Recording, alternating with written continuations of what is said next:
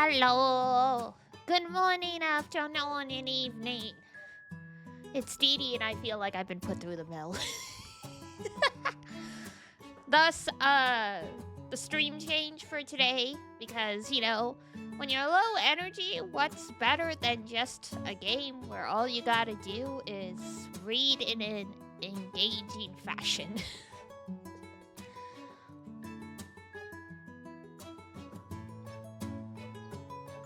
Hope everyone's doing well. Hope there's purple out there. Okay, there is people. Okay. I saw Zon. Have a good night out, Zon. Ranger. No doodle. Yeah, this week's been a weird one. And I'm missing out on stream tomorrow and Saturday because family stuff. Good times.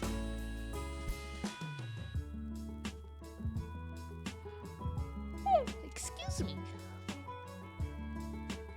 It's like nice to see your family, nice to have time with them, but it's like you're messing up my routine.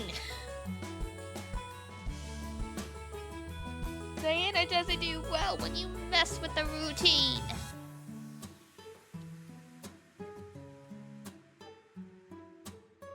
But alright, so long story short.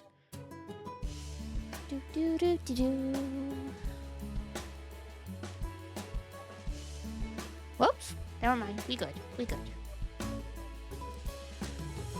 Saw a pop up and I'm like, uh-oh, is my mic not working? As far as I can tell, it's working.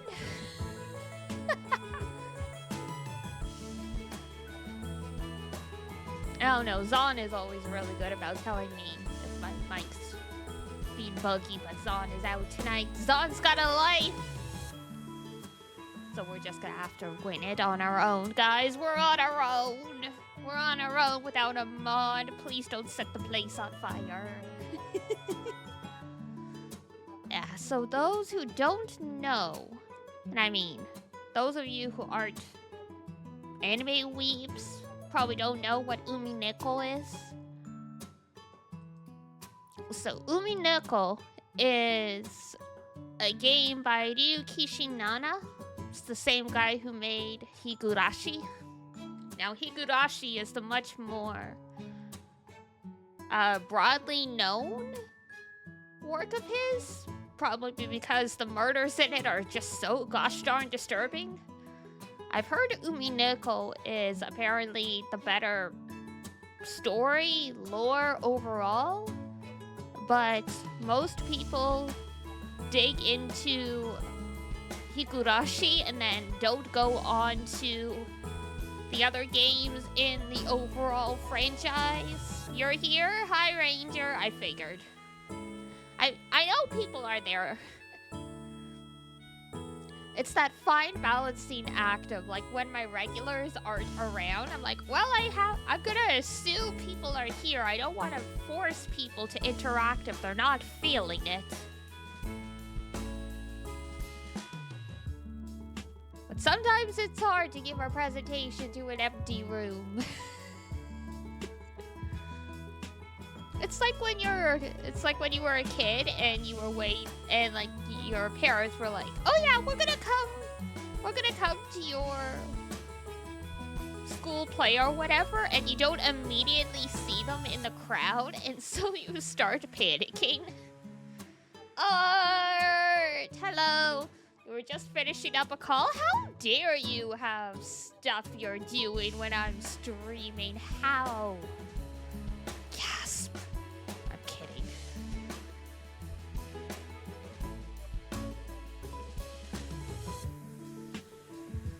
So yeah. So Higurashi, for those who don't know, means refers to the cicadas. So the full title of that game is Higurashi no NAKU KORO ni. So when the Higurashi cry, NAKU in particular, I believe the kanji in that case is for the cry of cry for an animal. And instead of outright, you know, like, kind of like, you know, sobbing, crying, which is what we would usually think of when you hear cry. None, collect your mortal possessions for Dee Dee's sake. Thank you. Oh, never mind. They don't have, they don't use kanji for the Naku and Higurashi, so it could be many things. I thought you weren't streaming today. Pleasant surprise. I'm not streaming tomorrow and Saturday because, family's visiting, so maybe that's it. Maybe you just got the days turned around. It happens. But yeah, since I was feeling low energy, I was like, you know what? Visual novel, let's go. We'll get back to the 100 line at some point, but I've come to terms with the fact that we won't be streaming it till the end. Because 200, I've seen a lot of people saying it took them 200 hours, and those people aren't streamers. I did the math. If we streamed 6 hours of the game a week, it would take 8 to 10 months to do all the endings of the 100 line, and I'm like, I can't. I don't think my ADHD will let me play a game for that long without there being some serious hyperfixation. We've definitely had ongoing series that lasted over those many months, but not those games we weren't playing every week, so. Gotta show parents of Melis the Beans, they'll be most proud of you. They do vaguely know about you guys. Explaining streaming and like community stuff to parents who are not online at all is very difficult. I think they vaguely got it. I think if I explain that I'm basically doing a radio show on the internet, they would grasp it better than me trying to explain what streaming is.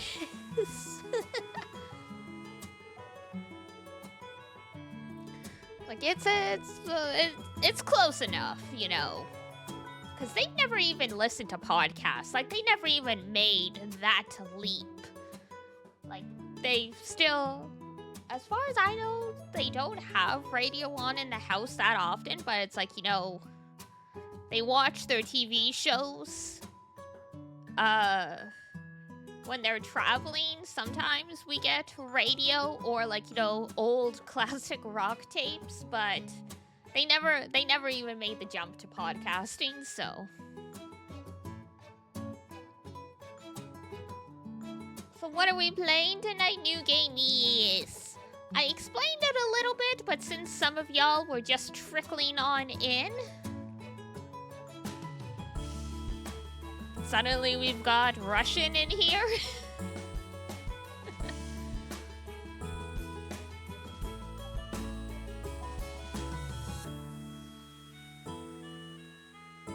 But yeah, so today it is UMINEKO, which is short for UMINEKO no NAKU KORO ni. If you anime nerds have heard of Higurashi no NAKU KORO ni, similar. Same creator. He decided, like so many of his games, thanks for the gift subscription, friend, is what it says, according to Google. That's kind of what I was expecting. That's kind of what I was thinking.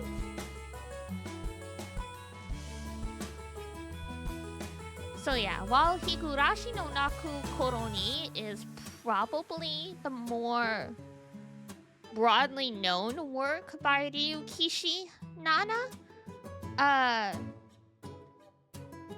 from what I've heard, UMINEKO is the more popular work of the more, or how do I want to phrase this? UMINEKO is more well-liked by his fans than like Higurashi. Like Higurashi is the one that appeals to the broad public. UMINEKO appeals to the people who are his fans kind of thing. Now, some of y'all might not know Ryukishi at all, but if you were here for Halloween last year, you've seen some of his work. Remember Iwaihime? Remember that game where like there was like the freaky girl with the doll and like our cousin had a crush on us. She like had like a dream that like she like died while waiting for him at the train station. There was a girl who she used to be a child TV star and then she became a teenager, but she still has hang-ups about being a kid, so like she tries to take this like magic medicine to become a kid, blah blah blah blah blah. That game? Yeah, that's modern Ryukishi Nana. He come to Russia for gift me sub. He make hard work for lovely streamer. Respect. Respect.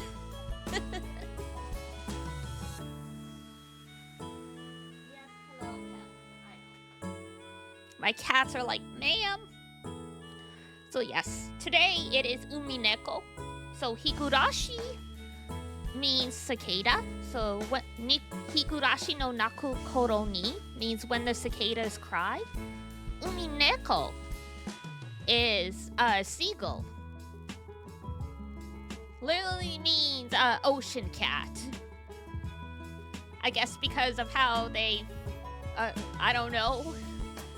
Not sure what the logic is for why seagulls are spelled with the kanji for UMINEKO, but that's what it is. So higurashi was like, oh, new boy moves to town.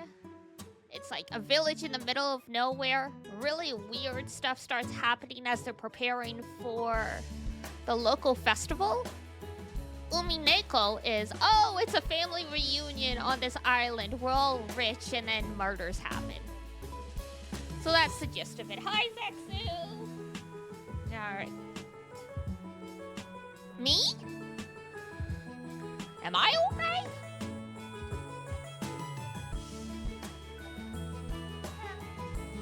Sheesh. Sheesh, easy.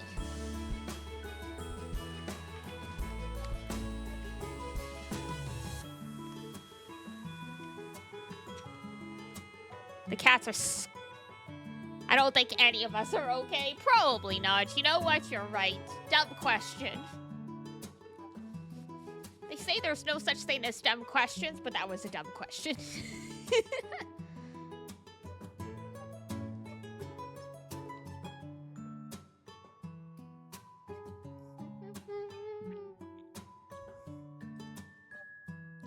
Alright, let's get this game set up.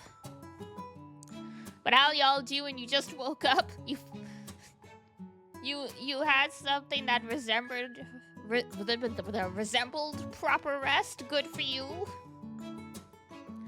I spell alive. I mean, considering how much bro has destroyed his sleep schedule, it might not actually be a lie.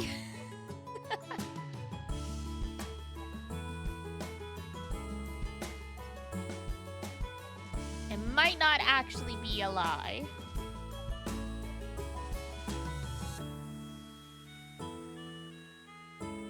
Now, where am I?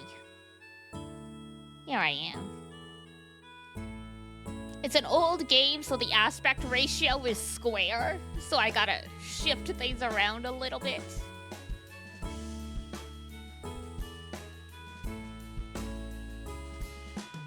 Amadis! Yes, I am playing UMINEKO.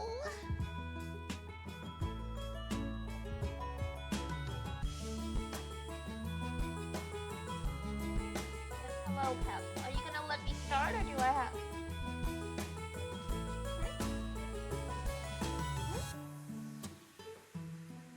Hang on. I'm gonna put some food out for this cat. They're going a little bananas. They're trying to lose... The vet told me to put them on a diet before they become pre-diabetic, so I'm like, fine. but they are not having it.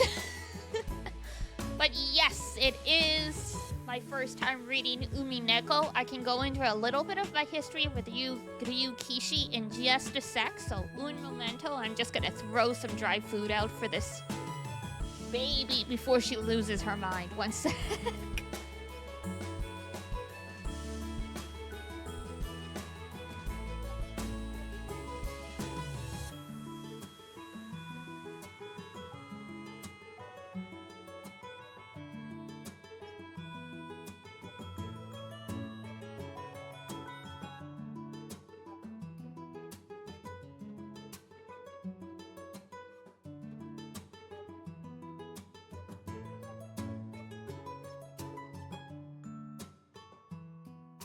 Hello.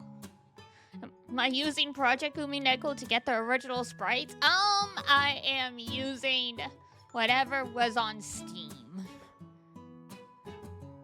I don't necessarily need to see the old Ryukishi Nana art. Honestly, mad respect to the dude. But, I'm not huge on the old art. A lot of people do love it, and it does have its charm, but I don't know. I might change it up here and there. Might experiment to see how I feel. But yeah, I have played Higurashi, or most of Higurashi, but that was a long time ago. Also watched the animes, and I've picked up bits and pieces, again, from being in spooky streams. Though I've kind of fallen off from dropping in spooky Higurashi streams between A, work, and B, I realized very quickly having knowledge of the game, but not being able to be there for every stream means I might accidentally drop a spoiler thinking something happened earlier in the timeline than it did. So I'm like, you know what? Like, maybe I should just chill. Maybe I should just sit this out. So I lurk mostly.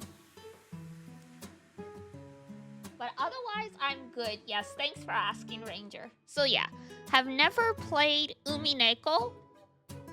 I know the gist of UMINEKO overall. Like, I know it does tie into the broader, like, Ryukishi Nanaverse and, like, all that stuff. Because the witches in this game have some ties to Higurashi. I don't know the full specifics of how. I know nothing about the third entry in the When They Cry series, so that one's incomplete still, I believe. And the only Ryukishi Nana game I've played on stream was Iwaihime,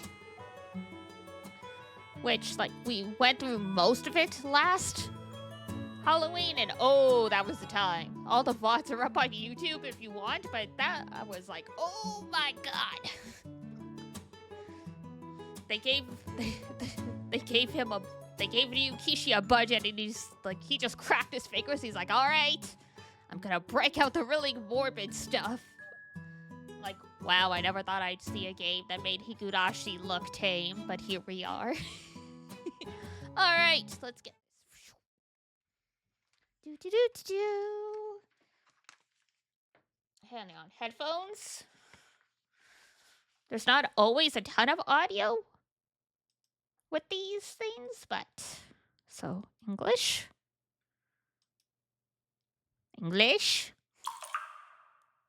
There we go. One of these logos is not like the others. One of these logos just doesn't belong.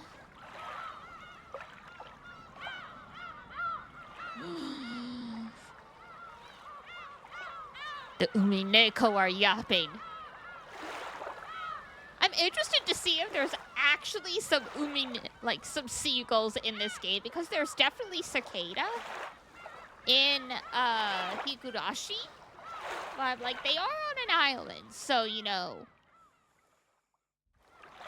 Can't wait for Didi to show you another game. Got the food ready? Excellent. Yeah, this is like another visual novel, horror, mystery type game. Controls, exit. Hang on, gotta Phone, you go there. Perfect. Begin a new game, suspend game.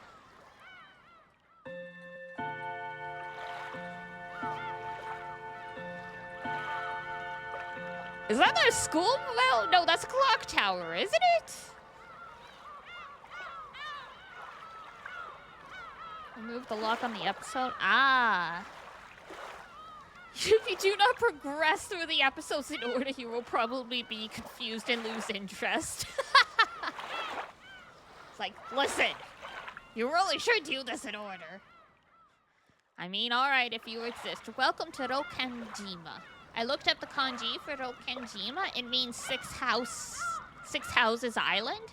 I wonder if there used to be 6 families. I don't know. The Golden Witch extends her heartfelt greetings. Please take it easy and relax for the time being. There's no need to think overly hard about any of this. Quietly accept all that is about to happen.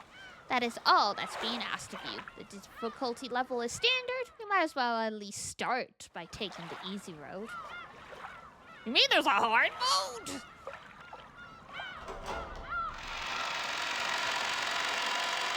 Light. Oh my god, right. This dude. So, UMINEKO is interesting in that everyone's name is like a mix of English and Japanese, but even the English parts of their name are spelt with kanji. So it makes it really kind of interesting to look at. Like, you know, Battler, like in some other series, that would have been spelt with katakana, which is the alphabet they use for foreign words.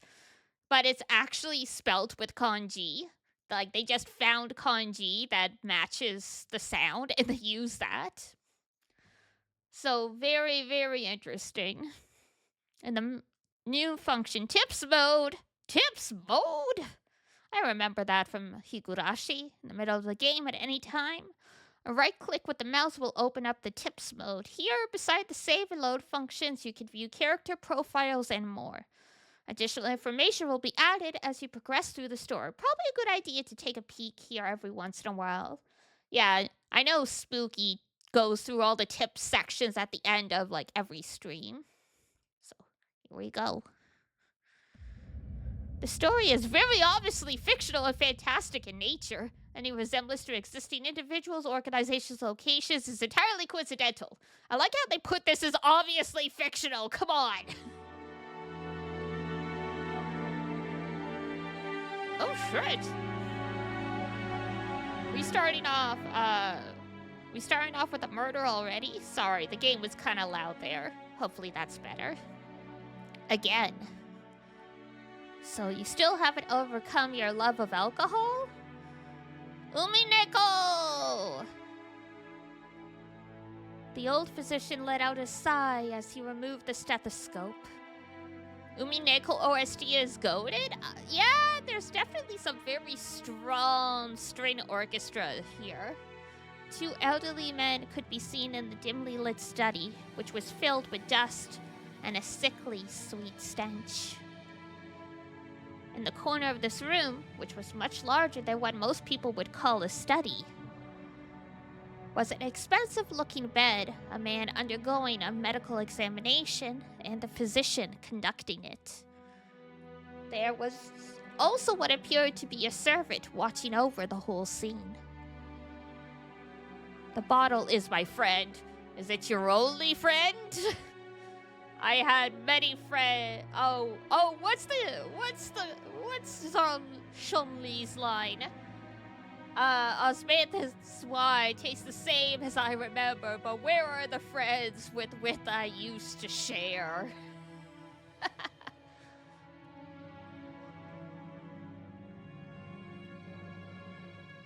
It is no less of a friend than you, and it has stood by my side even longer than you have, and that's why your liver is in tatters.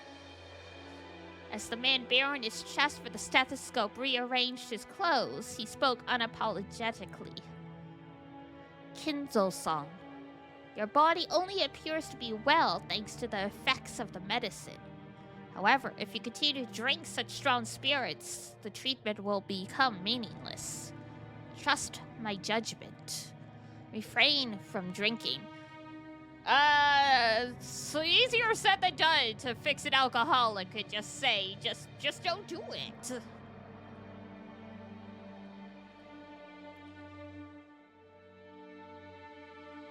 I thank you. Though only for the sentiment, my friend.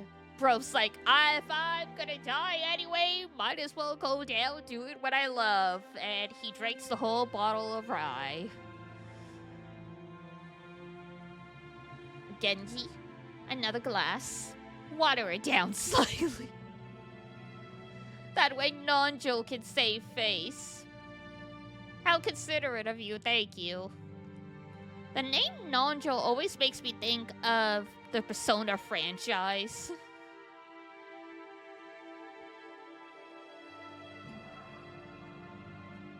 Are you quite sure? After eyeing both the master, who demanded the alcohol, and the family doctor who forbade it, Genji, the old butler, silently gave a slight nod and carried out his master's orders faithfully. The family doctor, Nanjo, let out a deep sigh once again as he watched the butler busy himself alongside the liquor cabinet. There was a smell filling up the room. The sweet, poisonous aroma felt as though it melted the heart, if not the soul itself. It was the smell of that venomous green drink that the man couldn't bear to part with.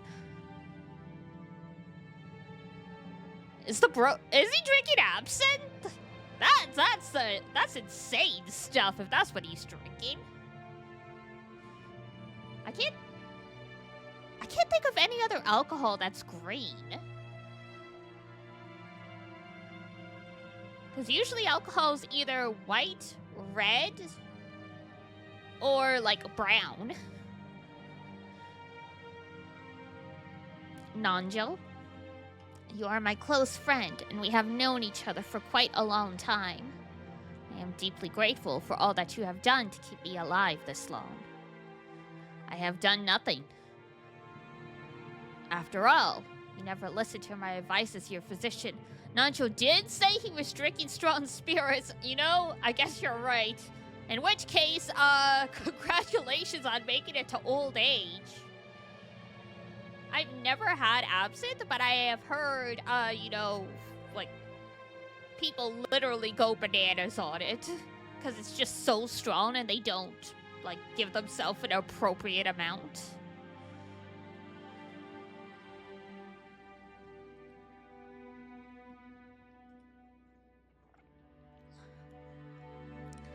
And you never listen when I warn you about a mistaken chess move you're about to make. Hey, there's chess! There's something for everyone in this game. Ranger loves chess. It seems only fair, does it not? Master. Thank you. I wouldn't die if I ran out of your medicine, but I would if I ran out of this. I don't know about that. I mean, the withdrawal symptoms would not be pretty. But depending how bad they are, you wouldn't die from withdrawal. You would have an absolute awful time. Disregarding Nanjo, who had his face set in a resigned expression, Kinzo took the glass that Genji was holding out to him. Very few people would associate that venomous color with an alcoholic beverage. Nanjo, be honest with me. How much time do I have left? Well now, how short must I make it to convince you to set the bottle aside? Nanjo once again let out a sigh of resignation. Then he finally spoke to Kinzo as the latter swirled his glass. You don't have long. What precisely do you mean by that? Let us illustrate it with the chess game here. Hey, UMINEKO, hey! Yes, indeed! I was planning on starting this next week. Or, like, next week or the week after, but I was feeling something different tonight, so we started UMINEKO.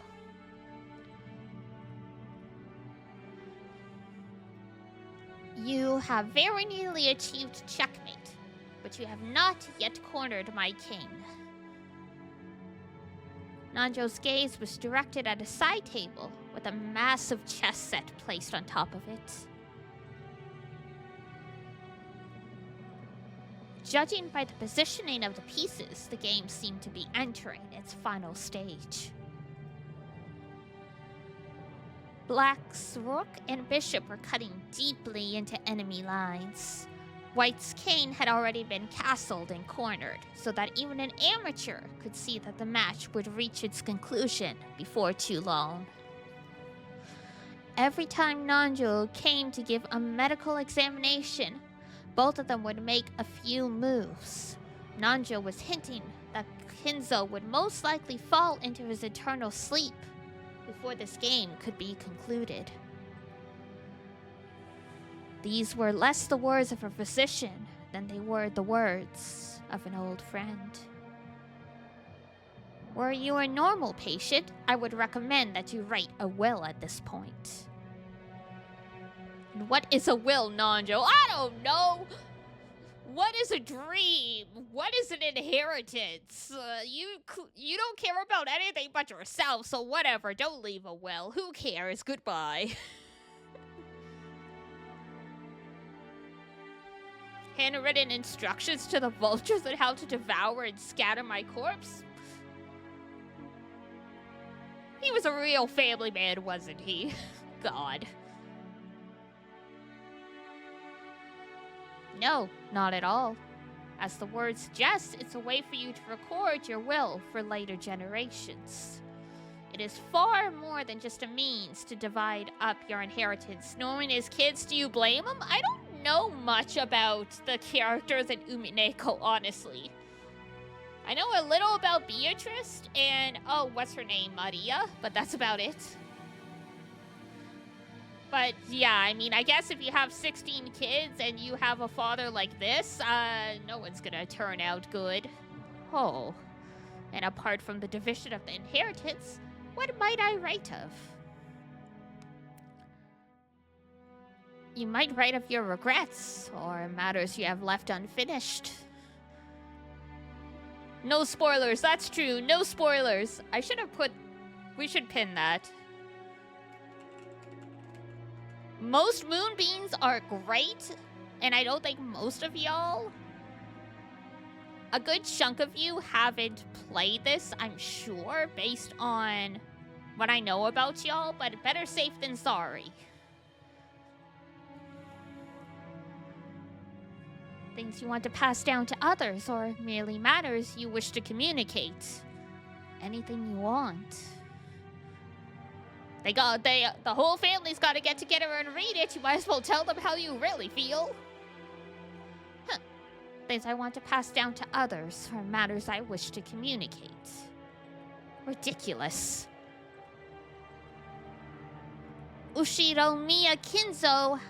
I, Ushiro Miya Kinzo, have not one thing I want to tell or leave behind. I was born with nothing. I will die with nothing. I don't know about that. You've got a butler.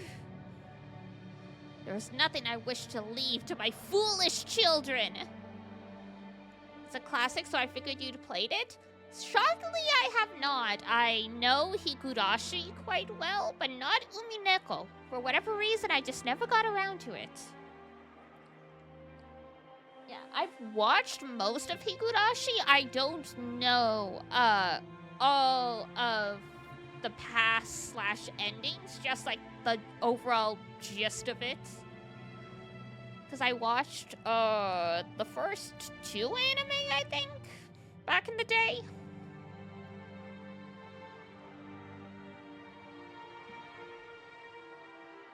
Even if the end were to come today, even if the end were to come right now, and the doctor pulls out a pistol and shoots him. I would accept that fate of death without a trace of fear. I created everything. My fortune, my prestige, everything.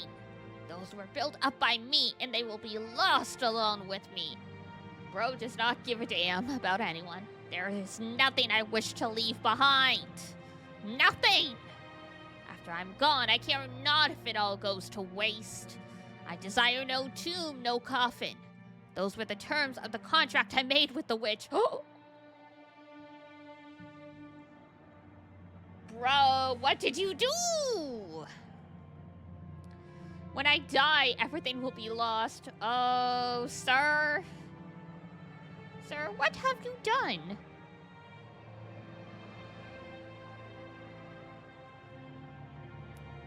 No plans to use any mods or anything, no. I don't care about original sprites or whatever else. Quite frankly, I severely dislike Ryukishi's old art. It really bothers me, so...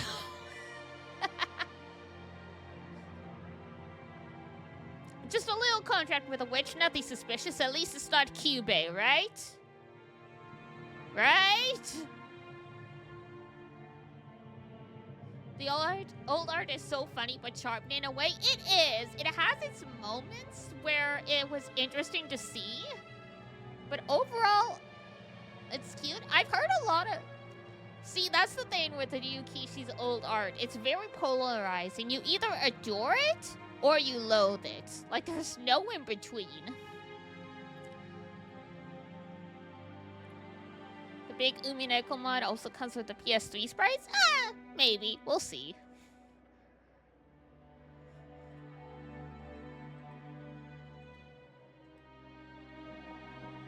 That has been part of the promise since the beginning, and that's why nothing will be left behind. There is nothing I can leave behind. I prefer the new art, but it definitely shows the progress.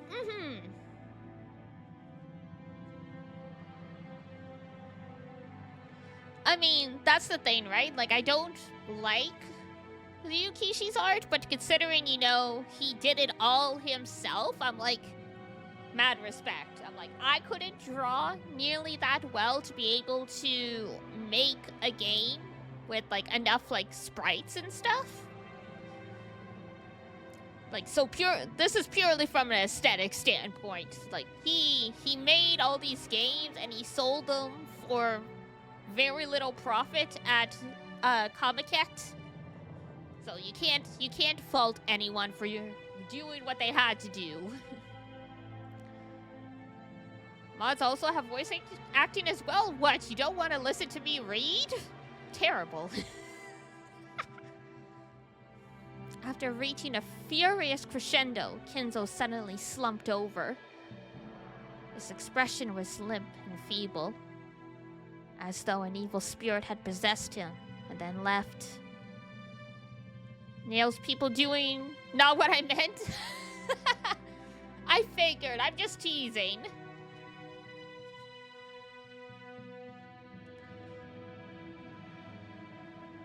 However, I do have one regret. Oh, he's still around. I thought he died in a chair. I thought he died just like that. Like, well, you got yourself too worked up, old man. I have nothing to leave behind, but there is one thing I cannot leave undone. You would do well to write it down. Of course, it would be best if you could finish it before your time comes.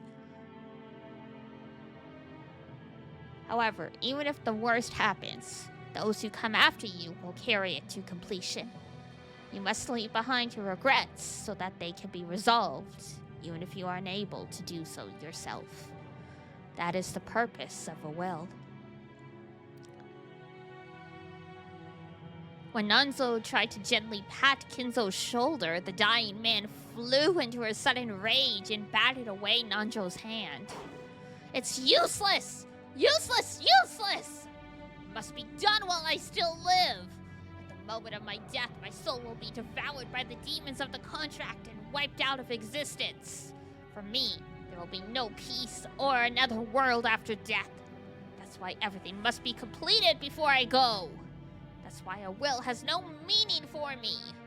And even if I had the chance to write such a thing, if I did have such a chance, I'd want to see it. I'd want to see it one more time. I want to see Beatrice's smiling face one more time, sir.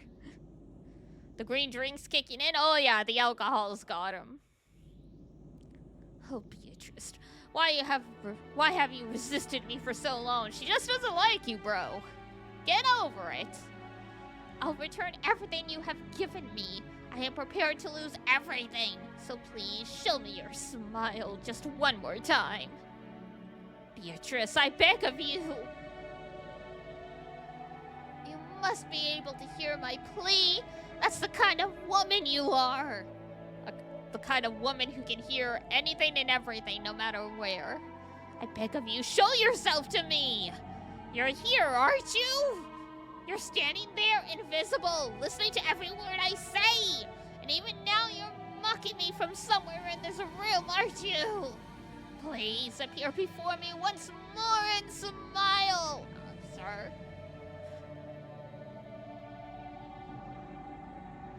In the anime, Kinzo's actor is really hollering the scene away. Oh, I'm sure. I could scream it if I wanted to, but A, don't ruin your throat, and B, don't blow out people's eardrums. Feel free to scold me, even snatch away my life by your own hands if you so desire. I don't want to die alone like this. I cannot let myself die until I've seen your smile just one more time. You wonder why your children don't like you. Beatrice! Beatrice! I offer up this life of mine. I offer it up to you. I'm begging of you, Beatrice! And there he goes.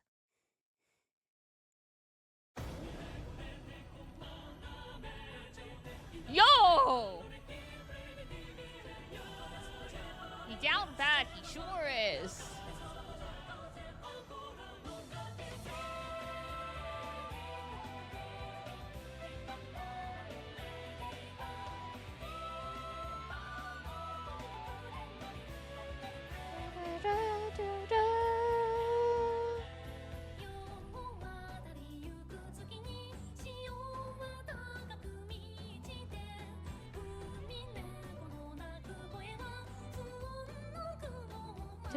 Ah, yes, the old art.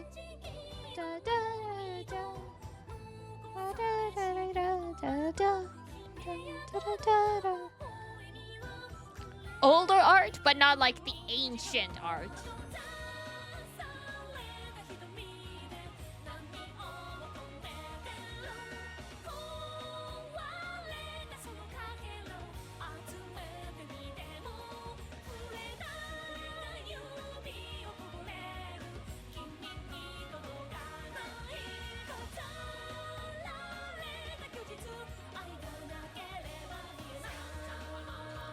Not sure if there's an older version, but when I think of old Ryukishi art, I think of, like, you know, like the first Higurashi art with, like, you know, the straight up, like, no fingers, just, like, circles for hands.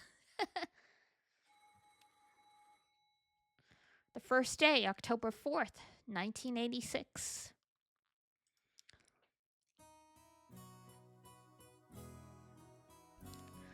Yeah, this, like, kind of in-between stage, it's a little awkward, but still pretty good. The really old Higurashi art where, like, the proportions are really off, it's charming, but it always throws me for a loop. It's like I'm unable to take the game seriously when the art looks like that. Whoa, things sure move with the times. I can't believe we'll be able to make this trip in just 20 minutes. Couldn't help but scratch my head and marvel at how far things have come in recent years. Ah, yes, the recent invention of the aeroplane. We used to go by boat. Back then, we were all forced to endure nearly half a day of swaying back and forth over the sea before we reached Nijima. Things have gotten so much more convenient these days. Still, I've never been on a plane this small. I've flown in a huge jumbo jet before, but this will be my first experience in such a tiny one. Depending how tiny that plane is, you're probably gonna never want to do this again.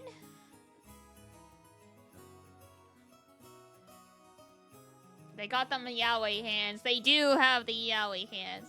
But yeah, I've flown on a small plane before, not for a trip that was less than an hour though. So there was no need to like wear like headphones, like ear protection, because you weren't technically that close to the engines, but depending how small the plane is, it would be very loud.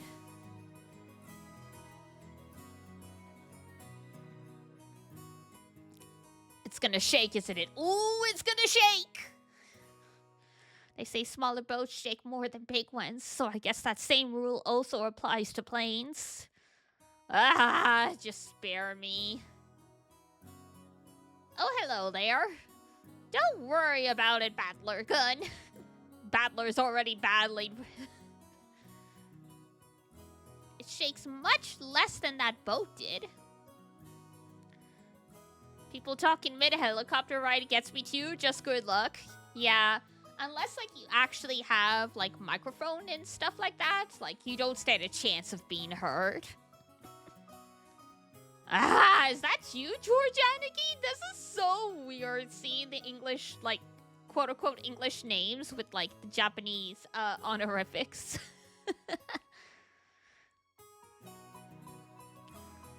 Don't scare me like that. You just shaved 3 years off my life. I don't think you have many years left, considering you're in a Yukishi game anyway, but hey. Anyway, what's shaking got to do with anything? Ehehe. Oh god, he's got a weird laugh too. You don't think I'm actually scared of the plane shaking or maybe falling out of the sky or something, right? You looking smooth? It's the white suit. It makes everyone look like they're trying to sell you life insurance.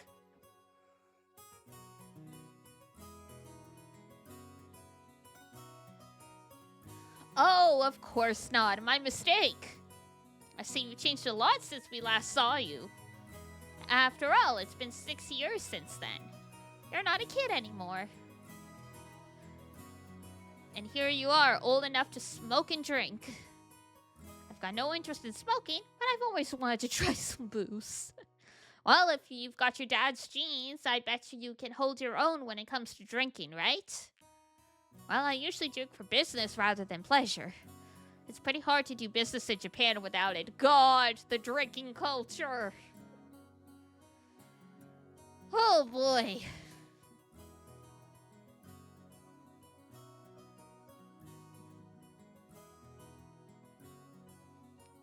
That's exactly right. Excuse me. That's why I never miss a chance to get in some practice. You've been drinking on the sly there, boy. That's no good. You're still a minor. To jail. Don't you know alcohol can stunt the growth of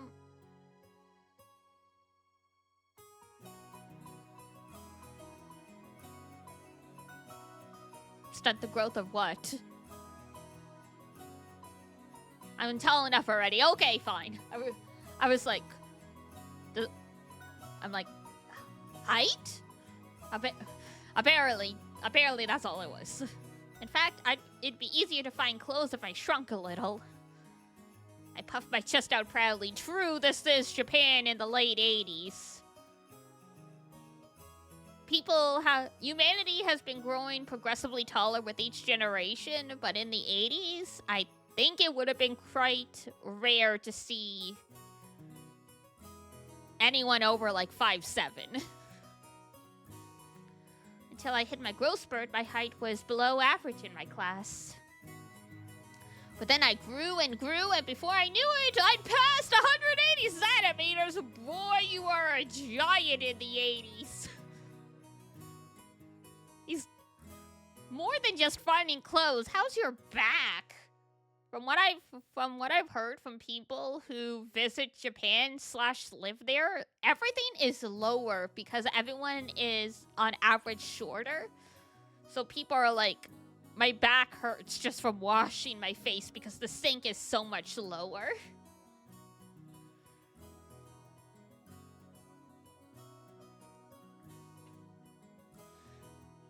"5'11" must be nice. All I know from dudes that are 5'11" is they're just pissed that they didn't actually hit 6 feet. They feel like only being 5'11" is a lot. It's like a loss for them. I'm like, just say you're 6 feet. Who gives a damn? And they're like, but I'm not actually. I'm like, who cares? It's like, who's gonna get the ruler out in the middle of like, and like, it's like, I don't think you're actually 6 feet, sir. I can tell just by looking at you that you're missing an inch. Gotta break out the tape measure every first date. Unfortunately, I have heard there are some girls who are that, like, bananas about, like, their specifications.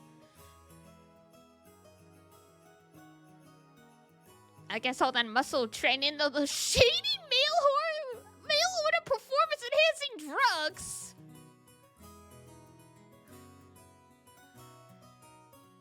Bro's on steroids. At that point, it doesn't matter if the alcohol stunts his growth. All the drugs have stunted everything else for him. Before then, I never dreamed that I'd shoot 10 centimeters above George Aniki, who'd reached his peak height early on. Badler's really like, man, I wish I was shorter so I could find more clothes. And then he's like, yeah, I ordered shady drugs to make me grow. This is your own fault, bro. You've done this to yourself.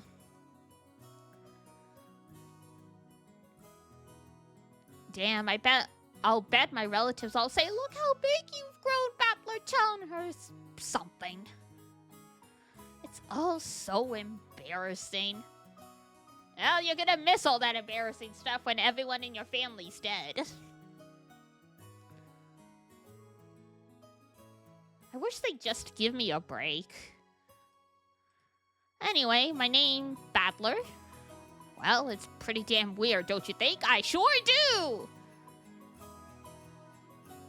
So did he want to be taller? I'm not sure. He didn't say. He said his height was shorter than average, and then he took all those drugs and stuff, and then he had a massive growth spurt. So I think he wanted to be taller, but maybe not 5'11" in the 80s in Japan.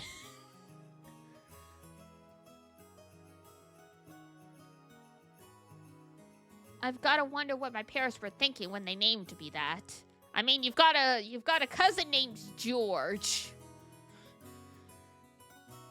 I've never met anyone who could read it right the first time. I usually get called Sento-kun. You know what? Sento suits you just fine. Sorry, but that's not even close.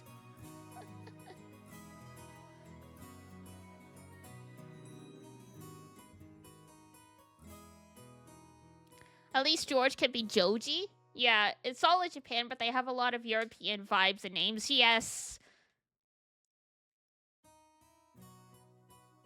Ah! Interesting.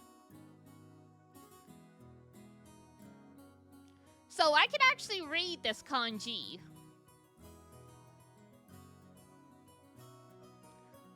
Bro's the kanji for his first name is literally war and person. Is it a pun? It is. Like, if you... Like, so Battler is someone who fights, right? His name, the kanji for his name is literally war person. So it's read as Battler, and it means Battler.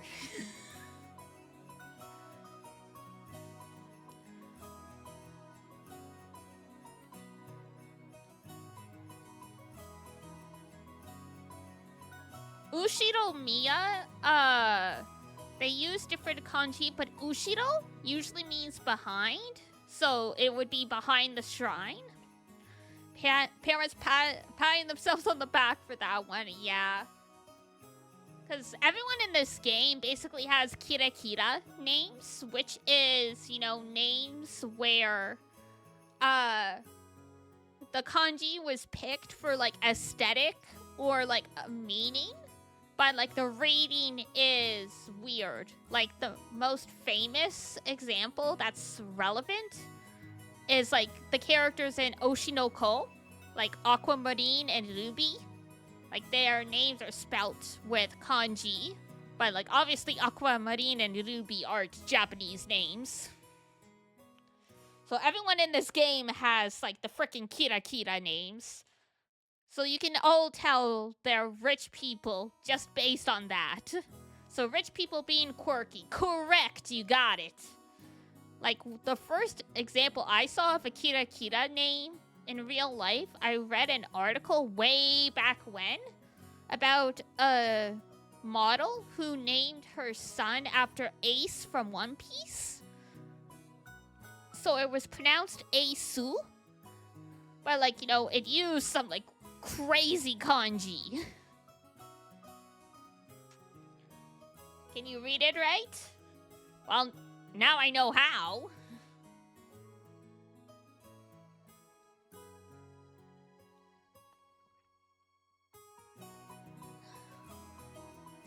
Can you read it right? The first part is my family name, Ushiro Miya.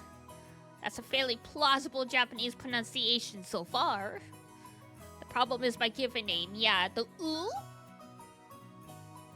in Ushiro Miya is the first kanji. That is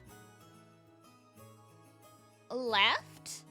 I always mix up the kanji for left and right in my head. Actually, it might be... Hang on. Yeah, I mixed it up. So the kanji for the U in Ushiro Miya is the kanji for right, as in, you know, turn right.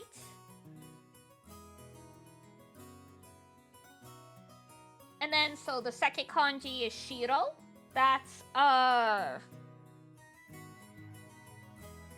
is that generation? I can't remember. Fight in person, and it's pronounced battler. Yep. So here's something for the GBF people. So, unite in fight in Japanese is, oh, what is it?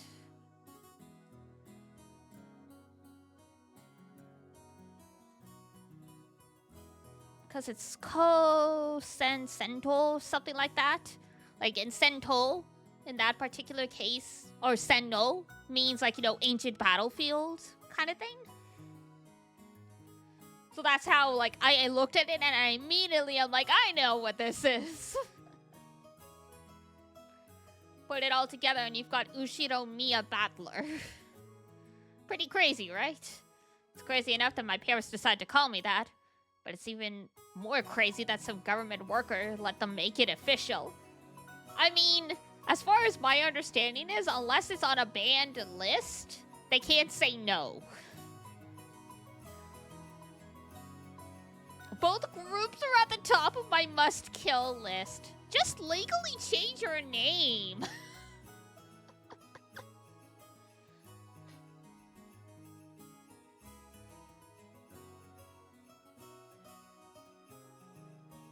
Because from my understanding, because, yeah, unless, like, it's a name that's banned for a multitude of reasons, all they can do is, like, be like, are you sure this is what you want to name this is what you want to name them? Can I suggest using, a different, like, pronunciation or a different kanji? No? Okay, well, as you wish.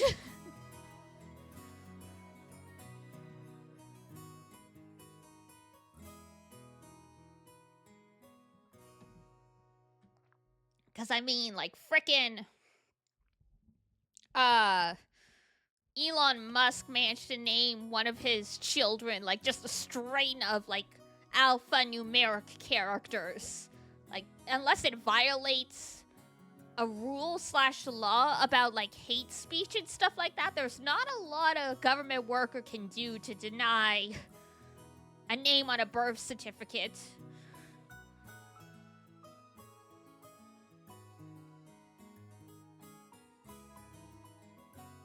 I think someone named their kid an emoji?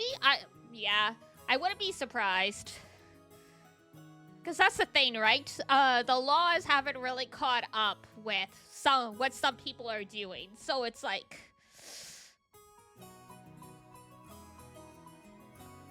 You can try and deny them, but if there isn't actually a law... might have been an Onion article, though. I mean, the Onion usually has a grain of truth, because that's the thing, right? Unless it goes against...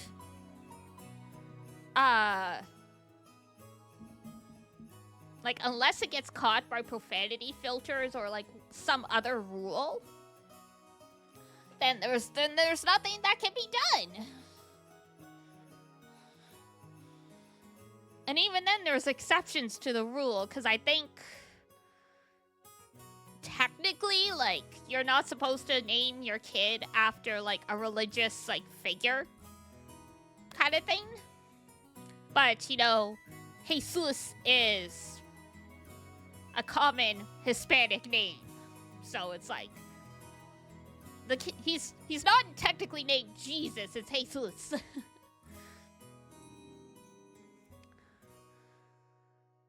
Yes.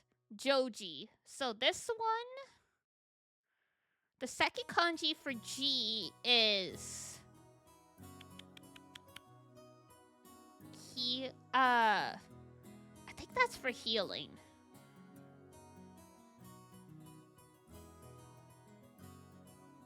And this is it defer?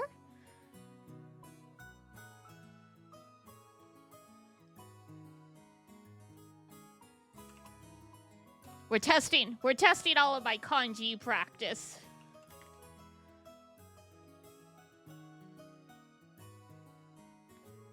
No, that's differ.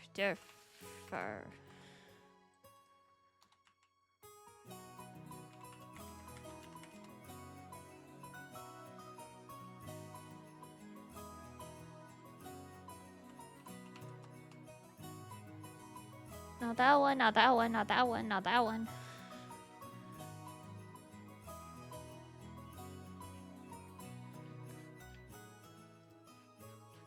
So it's not with the long U, it's the short U.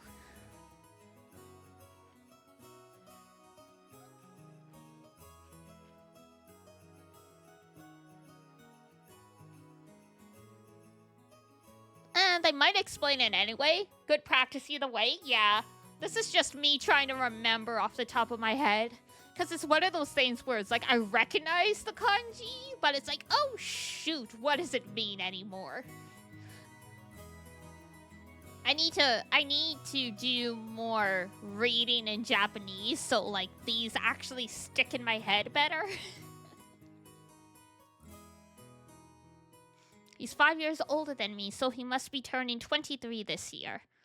Since the Ushiromiya cousins consist of 2 boys and 2 girls, I ended up playing with George all the time. Seems like a use or lose skill? It is. I mean, like, I do kanji and vocabulary practice every day, but I'm up of, like, according to Wanikani, which is the application I use, it has taught me over 1,000 kanji. So, you know, definitely use it or lose it, because it's like some of the older ones, I'm like, I definitely recognize this. I can't remember what it means anymore.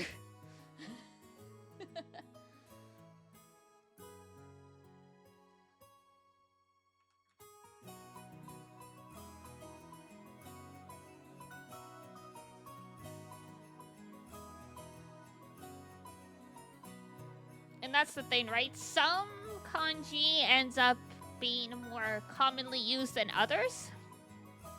better than when I started, though? Absolutely. I would not have realized Battler's name was a pun. Even just a couple years ago.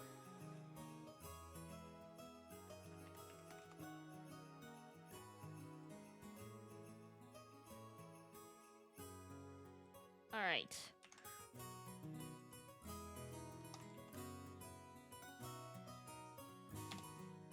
I copy and pasted the kanji from the wiki because I was curious. Oh, to hand over. So it's compromise. That's technically what it is. So it's to hand over, compromise, turn over, transfer, convey. Usually would be pronounced yuzu.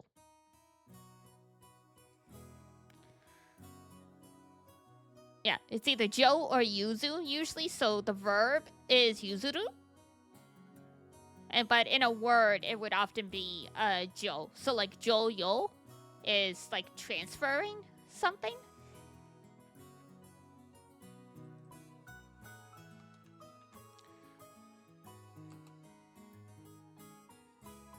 And this one is politics, government. I think it used to be.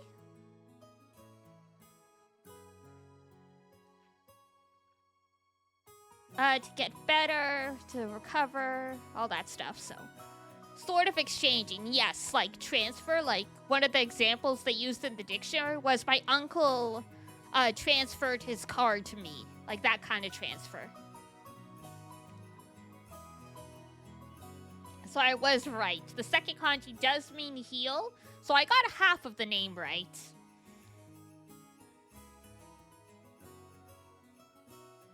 I just did recognize the jo in that one. I had a vague idea because I recognize one of the tricks you learn when learning Japanese. So his full name is like mending relations trading. Yep, that is basically it.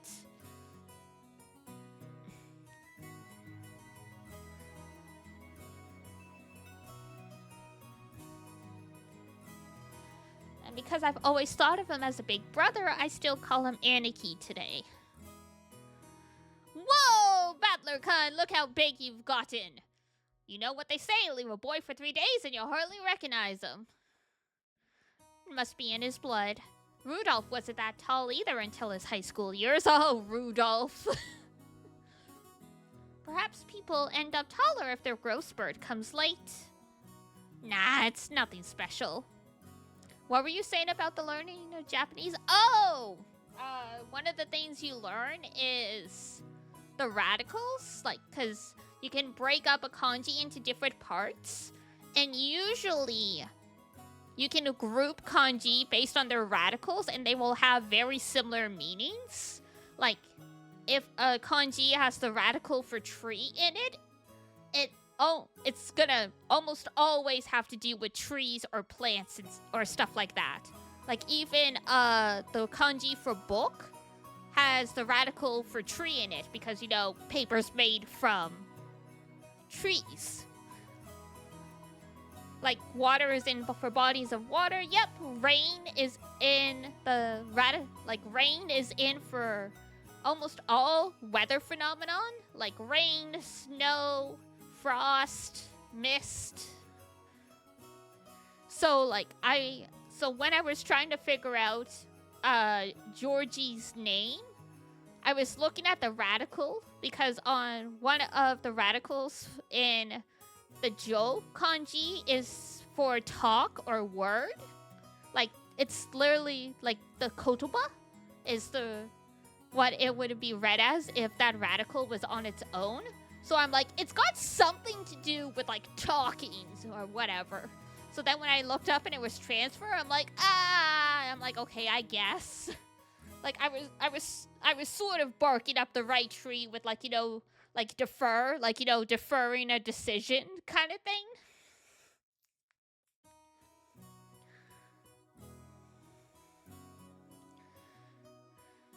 A real man needs to be tough on the inside, too. Exactly. Battler-kun here knows how it works. Please say... What? This dude's mustache, it reminds me of the fake grass that you get when, like, you order, like, you know, bento sushi. Real men win or lose based on what they've got on the inside. Can't ever forget to keep up your training and discipline. Wish there were like 10k kanji, yeah. It's a lot, but there's many that don't get used as often. So if you just learn the most common ones, you can at least squeak by. But yeah, it's delightful. The one I'm struggling with right now is nogasu and nigasu. They mean to like let go, to escape, and then also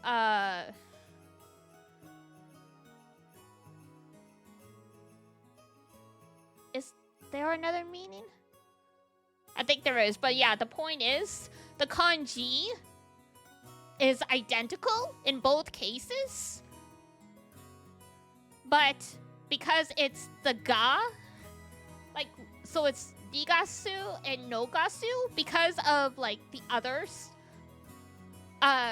stuff in the sentence, and the kanji is very similar, the meaning changes entirely. So I keep messing it up, and it's been driving me bananas. Because I'm like, yeah, I got the translation right. So it's like, it's no gasu. It's like, no. Nigasu? No. I'm like, what?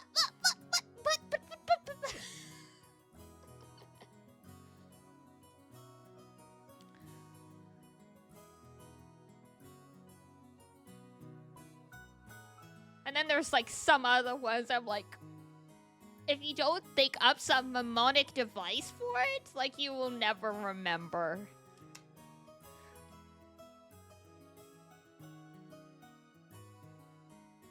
Guess it's guess from context or crash, literally.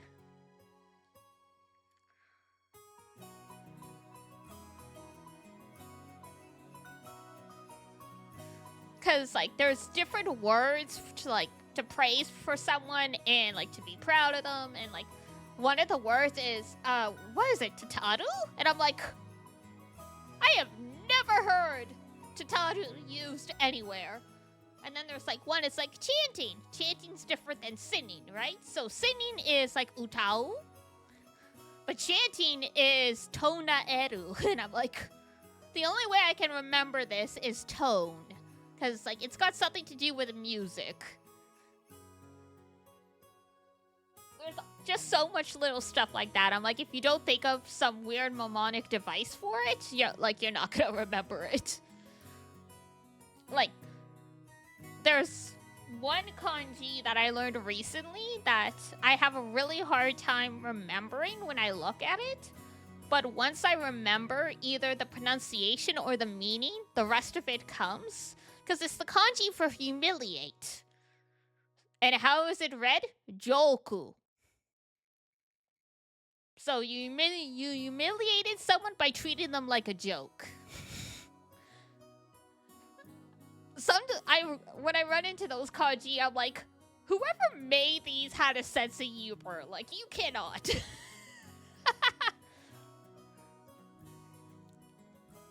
Jokes can be humiliating. Yeah, some of them you can find really good mnemonic devices for. Others, it's like, nah. Like, and there's like, neba is sticky. So it's like, never touch glue. Or like, stuff like that. But yeah, without those mnemonic devices, it's like, good luck. Sometimes I've tried to straight up just memorize a kanji and its meaning, and it just won't stick until I go back and I actually read the entry, and they give you a mnemonic device to help remember, and then I'm like, God damn it. Like, now I'll never forget this. I should have done this in the first place.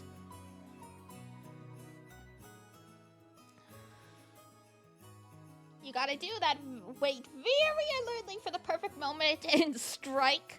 Now, I never even imagined that I'd become the company president I am today, master of my own domain.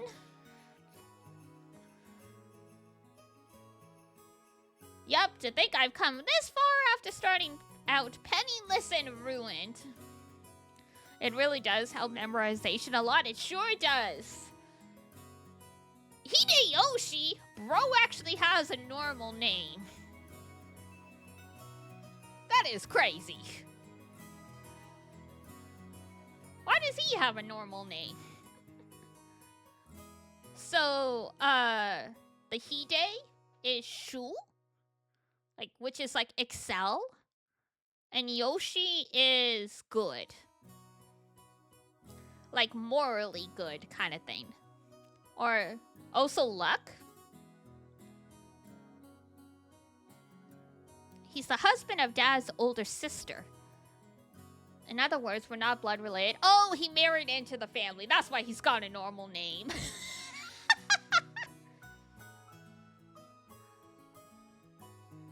He's nice to children, sociable at all times, and even quick to give out some spending money to us kids. Simply put, he's an awesome uncle. Hi, Art! Welcome in. We're still getting through the intro because I keep stopping to analyze everyone's names. Because they give the kanji.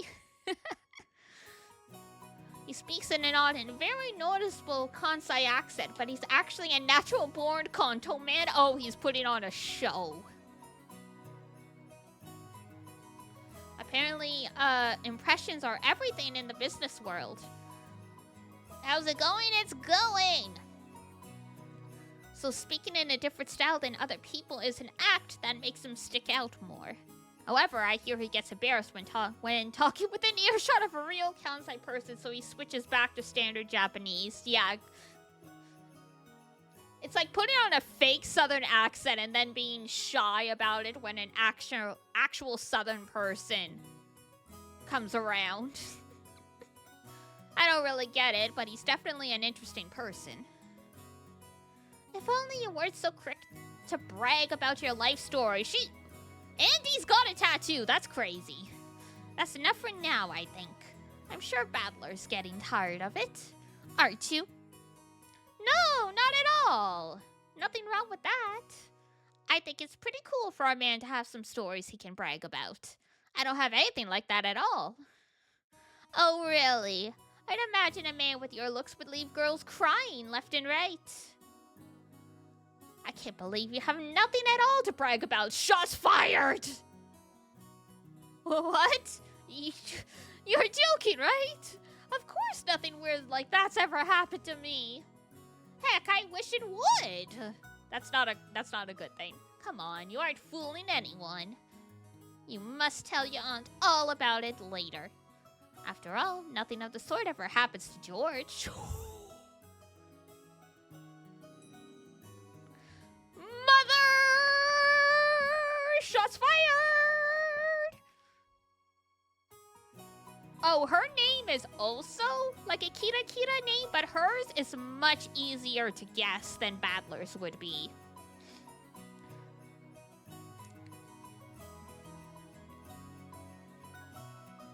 So it's the kanji for photo, like a picture, like a drawing, and wing, or technically feather.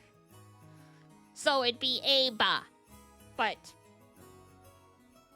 Japanese doesn't have the V sound, so the B is the closest. So if you saw this name in the wild, someone would be much more likely to read it correctly than Battler's name. Because it's a weird name for sure, but you'd be able to figure it out better, like iu? Because the second kanji, you can read it u-ha-ba. So, you know, and the first kanji literally only, you can, as far as I know, you can only read it as e. That's the only reading of it, so you would be able to put it together. Ao? Yeah. So sometimes, like, you know, if you see the name Miu, M-I-U, it might be spelt with the kanji for beauty, and then the second kanji for feather. So in a girl's name, it's often read as U. Like the letter U. But the Japanese U is more like an U. A-E-O-U. So yeah, her name, still weird. In a ha, wa way or interchangeably. So, ba, usually it's when it's a compound word. So like, the One Piece character, Shirahoshi, technically her name should be, Shiraboshi. Because when it's two kanji in a compound word, and it starts with an, the second word starts with an H sound, often it will change to a P or a B sound.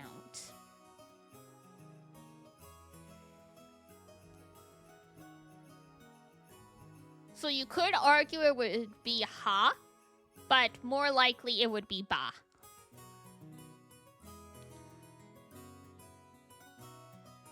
Generally, but exceptions are okay. With names, exceptions are always okay.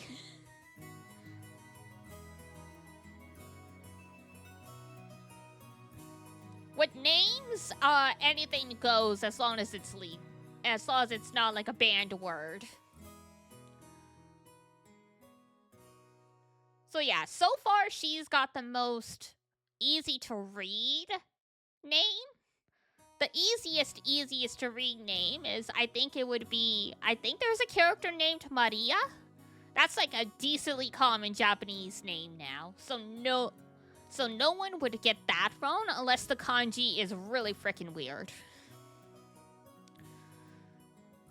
She and Uncle Hideyoshi are a pair of jokers, and they've always teased me back as far as I can remember. This sometimes made them a bit hard to get along with when I was small. Yeah, when you're little, having relatives tease you just feels like bullying. Well, I guess the events of the last 30 seconds prove that they can still be hard to get along with. Shots fired. Even so, Jordaniki's family is interesting and fun, and they seem to get along just fine. Sheesh, that's pretty much the total opposite of my family. Yeah, where are your parents? Are they dead, or is this my parents are overseas? I haven't seen them in years. Battler-kun, have you seen Rudolph-san? Huh? He headed off to the bathroom a while ago. Oh, Dad's actually around. Okay, fair enough. Is he not back yet? Maybe the poor geezer dropped dead. Namu namu namu namu. What the hell is that sound? That's no way to talk about your own father. Still, this is the first time he's taken so long in the bathroom. Bro's constipated.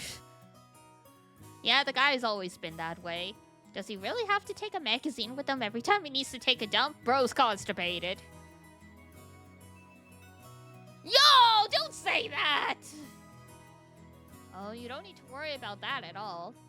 Since we've been together, Oh my god!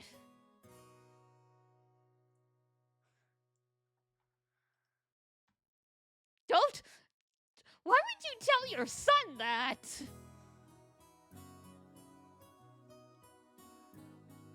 What?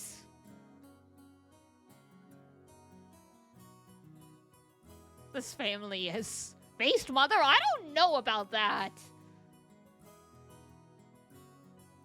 I definitely never want to know anything about my parents' sex life. Thank you very much. If I did keep a tight grip on him, would you? No kidding. You're the only one capable of reining in that old bastard. As his son, I'm more than happy to let you take over. Yes, leave it all to me. After all, that's my specialty.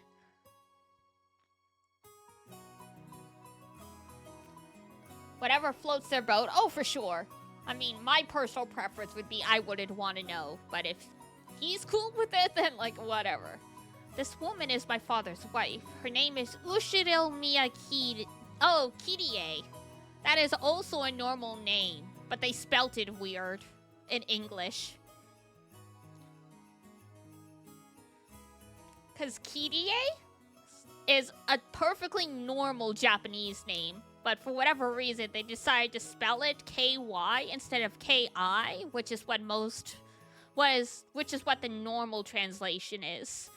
I guess they were trying to make it look European. The second kanji is a little uncommon in a woman's name. Like, it'd be more common to use the kanji for picture, I think. But Kirie is a perfectly normal Japanese name, if a little old-fashioned. Might have been an old translation to help convey the pronunciation. True. So yeah, Kiri is mist, and the A here is for inlet. So it's like Misty Inlet.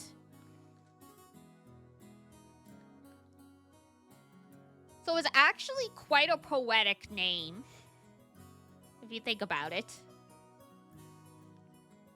As you can probably tell from our conversation, she's not my real mother. Oh, she's the second wife. Fair enough. Thought you said inland. No, inlet. I-N-L-E-T. Like a bay, basically.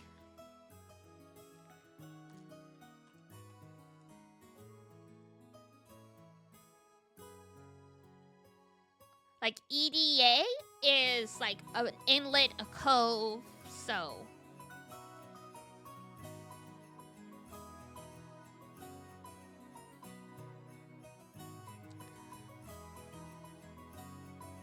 Didn't know that word? Duh, you learned something new. Like, yeah, I don't know the difference because there's two different words you can use for bay, but I believe won, as in, like, you know, Taiwan, is for a much larger bay, or like, because I also seen it used for golf, and then the EDA would be like a much smaller one.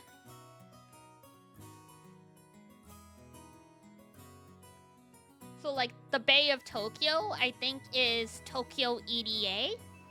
And then, you know, like the Gulf of Mexico or whatever would use one, I believe. I would say Cove or Hidden Bay, yeah. She's basically my stepmother. My real mom died 6 years ago, and Kirie-san is the woman my dad married afterwards. It's understandable for someone my age. I could never bring myself to call his new wife Mom. And I doubt she feels like using the word son on this massive kid with no relation to her at all. We are to little kids. We know there's nothing to be gained by fighting, so we decided that we wouldn't force ourselves to pretend that we were family. I've decided to act a bit more frank with her, acting as though she's a friendly neighbor instead. Damn. I mean, whatever makes them happy, but, like, you know, even if, like, it's like, I'm not here to replace your mother, I would still feel kind of ouch to be treated like a stranger, basically.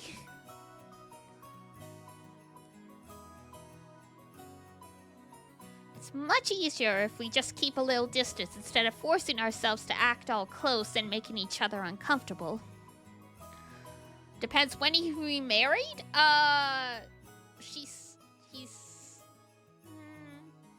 He didn't say when they got remarried, but his mom died 6 years ago? And Georgie is 5-6 years older than Battler, so Battler's like about 16, 17. So he would have been 10-ish when his mom died.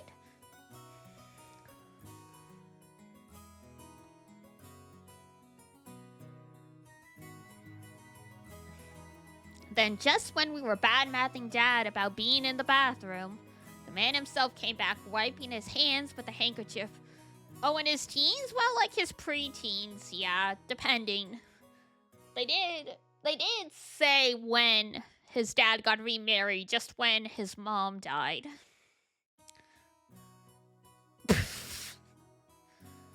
The swaveled bastard. Battler. Hey, what's up, Dad? Ow! Don't pinch my ear. You've been talking trash about me with Mom again, haven't you? What makes it so hard to show a little respect for your father, 'cause you're a clown? Ow, ow, ow, ow, ow, ow, ow, ow, ow, damn it, that hurts! You can stretch my ear all you want, but I'm not gonna be able to fly. Come on now. Up, down, left, right. What is this, a Konami code? Now say, Father, please forgive me for being so rude. Like hell I will. Go find yourself some members-only store if you want it that much. Damn. This old bastard is my dad. I think I'm pretty tall myself, but Dad's just about as tall as I am. It's no surprise Aunt Ava started talking about Dad's blood when she saw my height. By the way, my height isn't the only thing I got from him. Excuse me? Seeing having weird names runs in the family. Well, yeah, your Aunt Ava. My dad's full name is... Oh my god. Now this is a crazy name.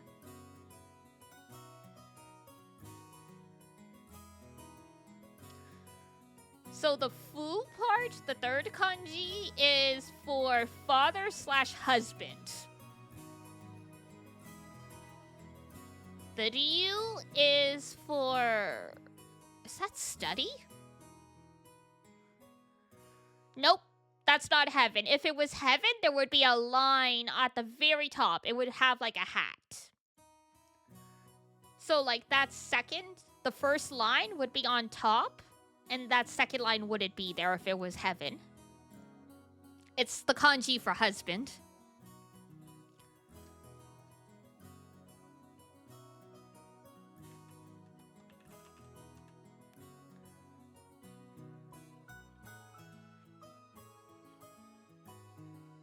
Because I know.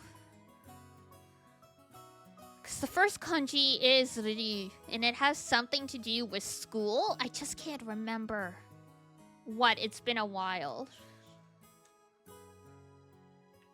Ryusei.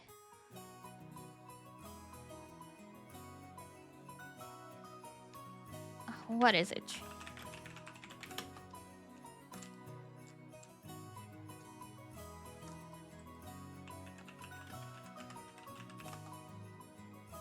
There it is!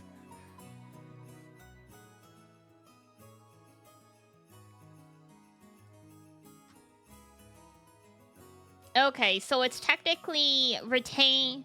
So first kanji, it's detain, fasten, hold, stop. The reason I did thought it was like detain. The reason I was confused and thinking it had to do with school is because ryugaku means like study abroad, like, you know, a transfer student.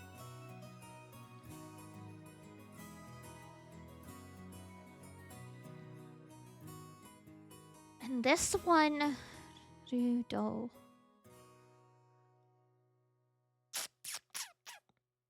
I recognize it. I can't remember it. Shoot.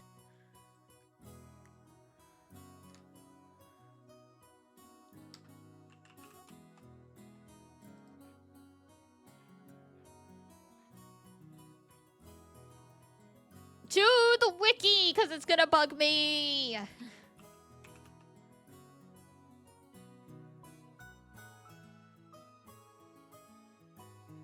Doru. Is this what I think it is? I was right. It's the kanji for dollar.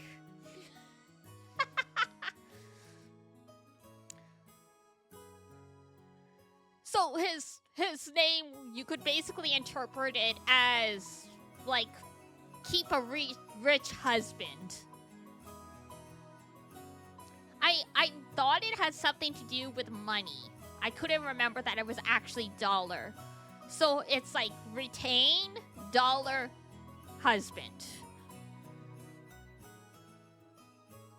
So yeah, you could literally interpret it as meaning like keep a rich husband kind of thing, or like, you know, like he's like a rich man.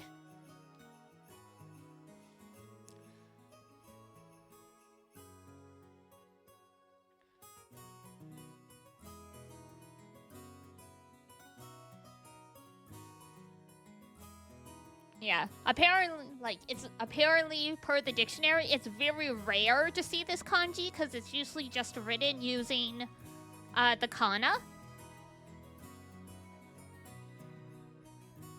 But yeah, Wanikani did teach it to me, which is why I recognized it. I mean, it even kind of looks like the dollar sign, doesn't it? Like if you kind of squint your eyes and tilt your head. Oven stuff? Yeah, don't leave an oven unattended. You can't read it, can you? I got it! Don't worry about that. You've told us what your father's name is. Come on, it's just Rudolph. Anyway, this guy's name is pronounced Rudolph. You must hate grandfather for giving him that name. Still, that's no reason to pass the weird naming tradition on to me. As the old bastard twisted my ear all over the place, and Ava snuck up behind him and grabbed his ear.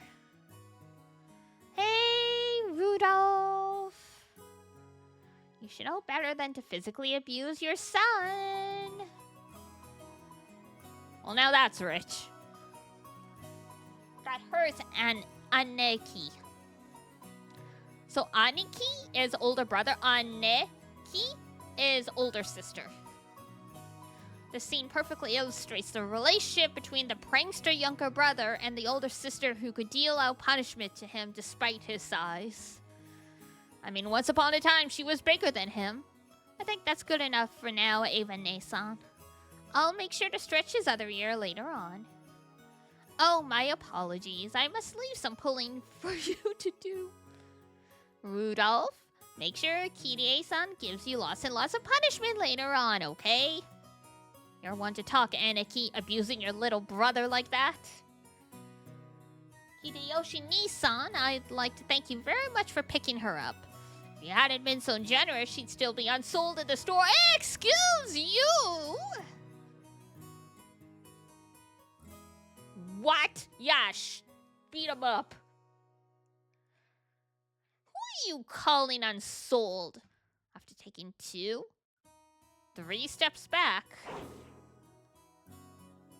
and Ava unleashed one of her beautiful high reverse roundhouse kicks, which stopped just a centimeters away from the tip of Dad's nose. Yeah, you deserve that for calling your older sister, saying she'd be unsold goods at a store. That second kanji, though, it did kind of look like a dollar sign. Yeah! That's what... I'm like, huh. I mean, some kanji was created, you know, in the last century. So maybe it did get influenced by the dollar sign. Who knows?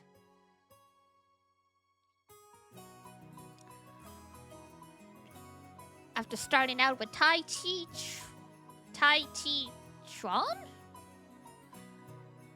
For her figure, Aunt Ava then developed an interest in the Chinese martial arts. Oh no, she knows Kung Fu. After that, she went through karate, taekwondo, capoeira, and what is it she's learning now again? Well, anyway, they say a woman's weapons are in her lower body, and that's literally true. Jesus Christ.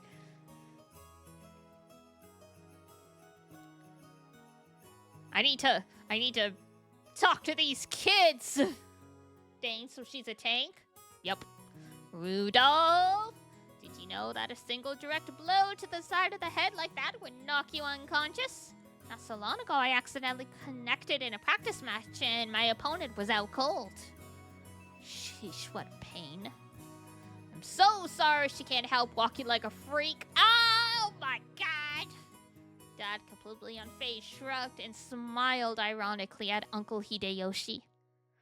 I never had a brother or sister myself, so when I see you two bickering with each other, it makes me feel all warm and fuzzy inside. What a good guy.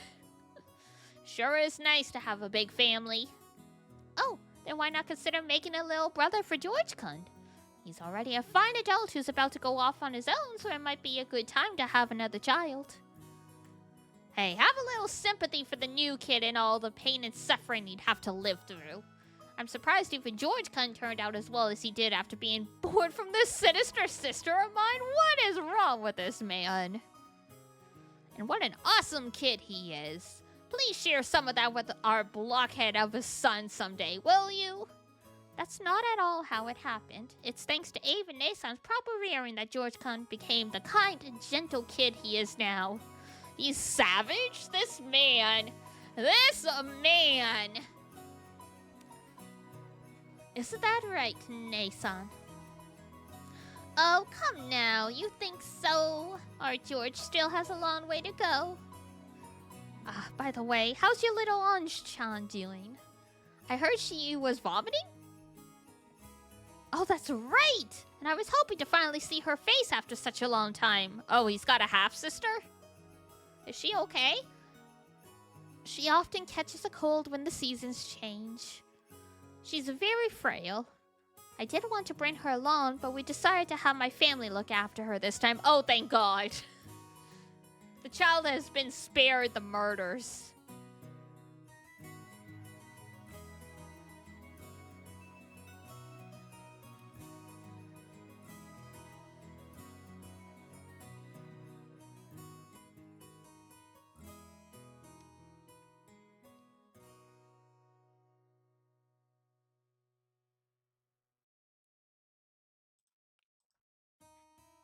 Depending on how this goes, she may be the last one standing just by virtue of the fact she was not here. I think that's a wise move. She'll heal a lot better if she stays away from that venomous head household. A child's health is always more important than an adult's convenience, don't you think? I know of some great medicine for vomiting colds like that. When we get back home, I'll send some to you right away, so please let her try some. Thank you very much, Hideyoshi-ni-san. I'm always in your debt.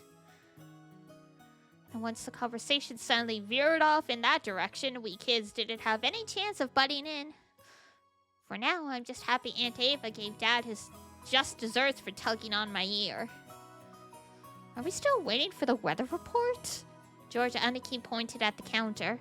The check-in weather sign was still stuck next to the departure time for the flight we were scheduled to board.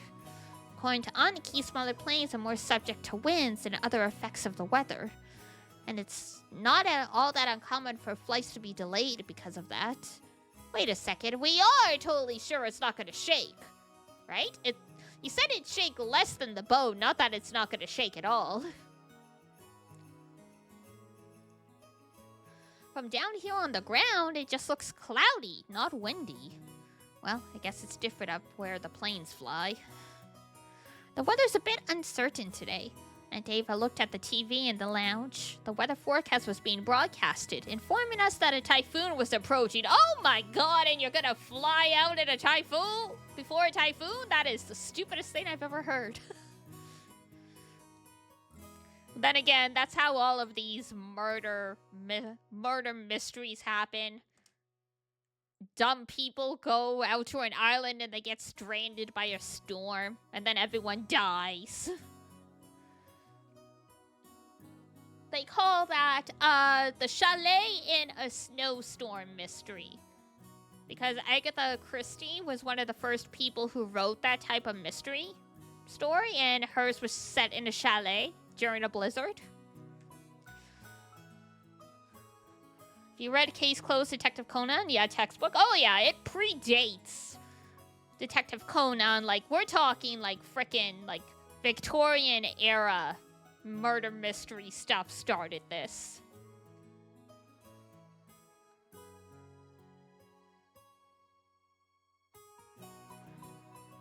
And the author of another, the light novel that everyone knows because the girl dies getting an umbrella stabbed through her throat, he was the one that actually popularized this type of murder mystery where they're stuck on an island. Like, he's the one who technically brought it to Japan and popularized it in like the 70s, 80s. So yeah, I've been working through his stuff. His stuff's really good.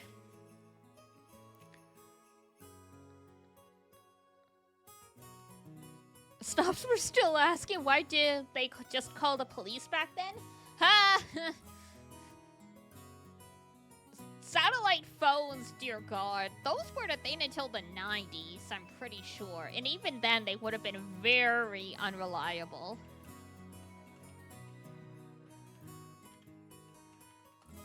And I mean, if you're planning on murdering everyone and your only connection to the outside is like a satellite phone or cell phones, you would just gather them all up and throw them in the ocean, like...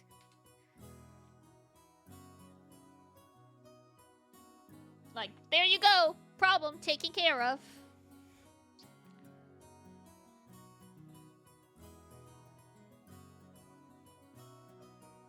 First generation, late 90s cell phone. Yeah, so.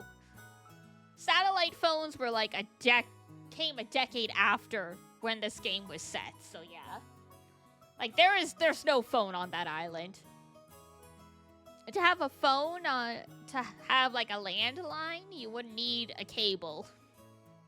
And I don't think they were laying undersea cables that much at this point.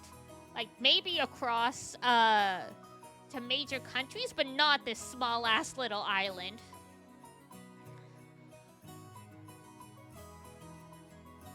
Radio? Yeah, they might have a radio. They might have, like, the ham radio that lets you do the two-way broadcasting. But that also relies on someone picking up the signal.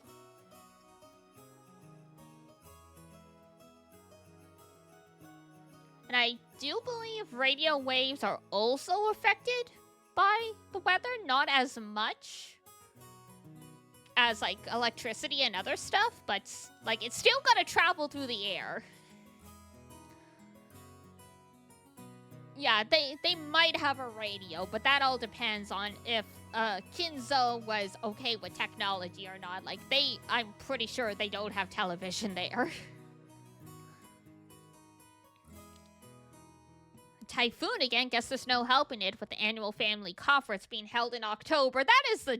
That's dumb. Hey, we're going to an island for, like, an annual family thing. When should we hold it? How about in the middle of typhoon season? That seems like a good time.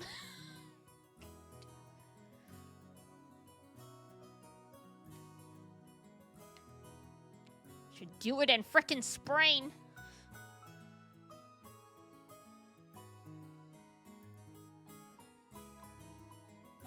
Couldn't he have chosen a better season? Literally. Summer? You can still get typhoons in June, but if they had done it in July or August, things would be fine. But yeah, October? Like, you hear it sometimes in anime and stuff like that. Like, the school cultural festival gets postponed or canceled because of a typhoon, so...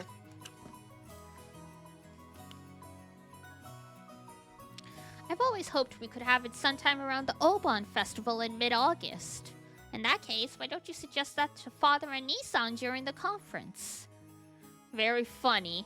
Why don't you do it yourself? Our brother would never listen to anything I suggested. No way. It doesn't really bother me that much to have it in October. I was just saying you might want to propose it since you hate typhoons so much.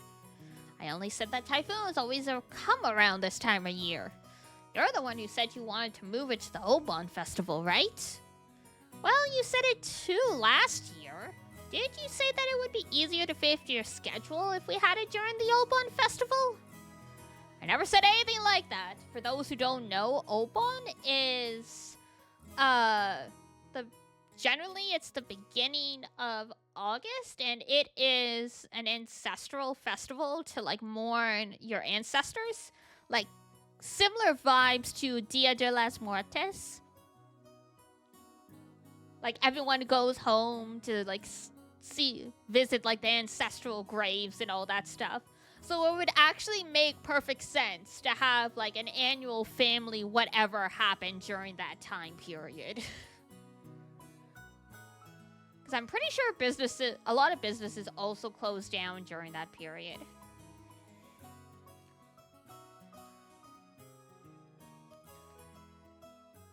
Oh, yes, you did say it. I certainly wouldn't forget something like that. No, I didn't. You're the one saying that all the time. How about you both just ask? Good grief. Didn't you know? Stopping a kick just a hair's breadth away from impact is a very high-level technique. Makes sense if employees would have to commute, yeah. Yo! What the hell is wrong with this sexist pig? I hope he... Jesus.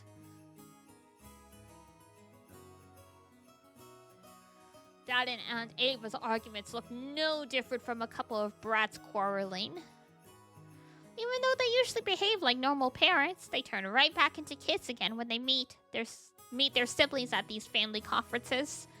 They do say that often that is a phenomenon. Like if you go visit your family, if you stay long enough, the relationship dynamics that were in place when you were younger start to reassert themselves.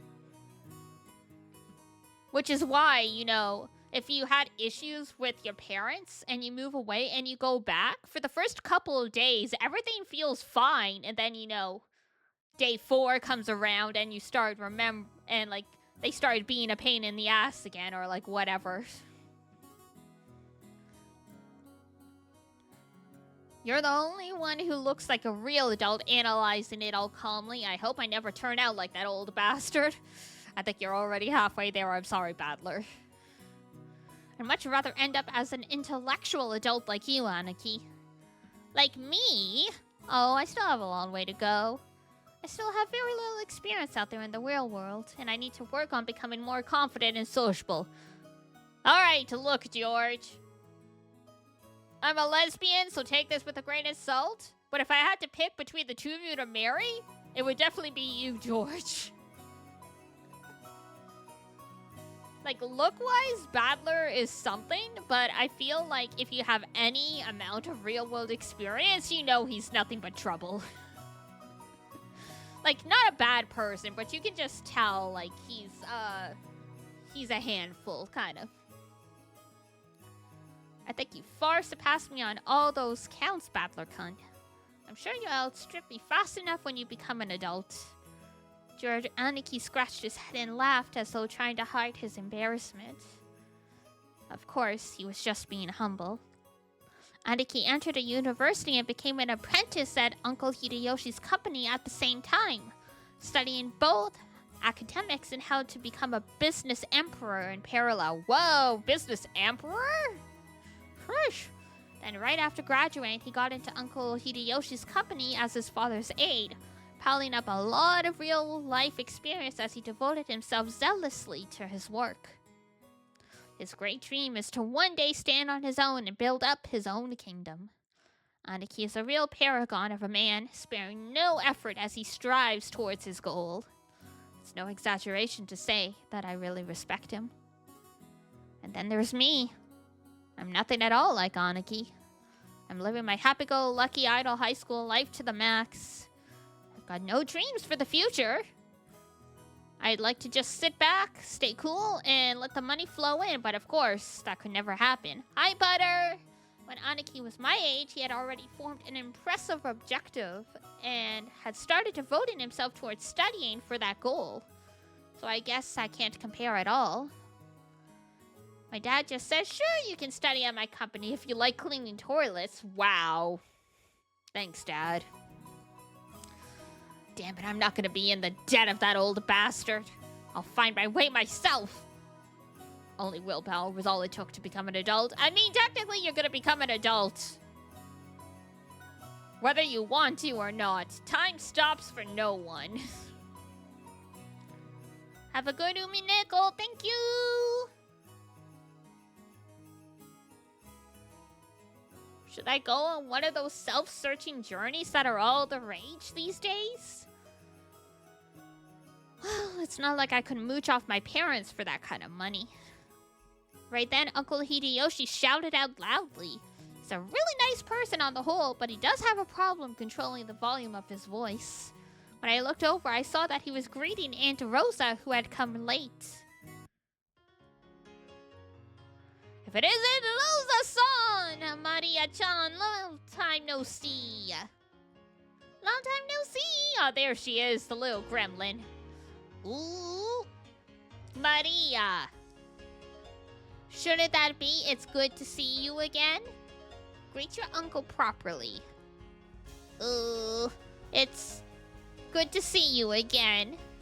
There you go. Well said. How about some candy as a reward? Oh, huh? Where'd I put it? Rosa-san, it's good to see you again. It's good to see you too, Maria-chan. Hi, Jambola! It's been too long, Kirie-ne-san, Hideyoshi-ni-san. And? Oh my, Battler-kun! Look how big you've gotten! Ah, come on. I assume it's intentionally blurry? Yes, because of the text being over it. It's embarrassing hearing that from every person I meet. Hey, Rosa. You're late. If the plane was on time, you'd barely have made it. I'm sorry. We had some trouble making our train connection. So, are we waiting on the weather again? Oh, don't complain. I much prefer the 30-minute plane trip to spending 6 hours bouncing about on a boat. Even if we kept waiting here for an hour, it's still much faster overall. You being in 180p probably did help. Yeah, probably. Maria-chan's gotten huge, too. So how tall are you now? Ooh, so how tall am I now? Maria-chan parroted Uncle Hideyoshi's question, looking up at her mother. I guess she doesn't remember her own height. She's probably right in the middle of a growth spurt, so her height must change every month. Give it a few years and she'll start suddenly looking feminine. Just how tall were you the last time you got measured? You keep getting bigger and bigger, don't you? Right? Ooh! I think she's grown a lot since last year. Let's see, she turned 9 years old this year, didn't she? 9 years old. Ooh. That's right, you're 9 years old now. Glad to see you're doing well too, Maria-chan. She's Cardcaptor Sakura age. Up you go! I guess you got a bit too heavy to play airplane with. George Aniki, what a rude thing to say to a lady. Here, I'll do it. Up you go. Ooh! When I went to lift her up in Aniki's place, Maria stiffened defensively, staring suspiciously at my face. That's right. The last time I met Maria, it was 6 years ago, and she was only 3 years old. Of course she doesn't remember my face. Maria-chan, don't you remember? It's Battler-kun. You used to play together, remember? How weak are you to not be able to carry a 9-year-old? Pretty weak, apparently.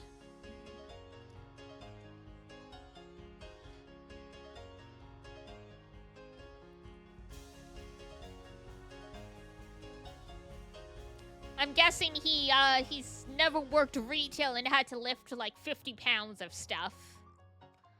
To be fair though, he was gonna try playing airplane with her, which would require lifting her over his head. That's a little bit different than just straight up picking up someone, but yeah. Ugh. No surprise, I guess. The last time she met Battler, she was only 3. You don't keep memories at that age. She must know everyone's face apart from mine because she meets them every year. But I haven't had contact with the Ushiromiya family for about 6 years now. So it's no surprise that this 9-year-old girl doesn't have any memories of me. Even I can only just barely remember her being a 3-year-old crybaby. So what, his mom died and he hasn't been to a family reunion since? Is that it? Because his mom died like 6 years ago, from what they said. Maria, this is Battler Oni-chan, Rudolph Nissan's son. Understand? The brother is the son.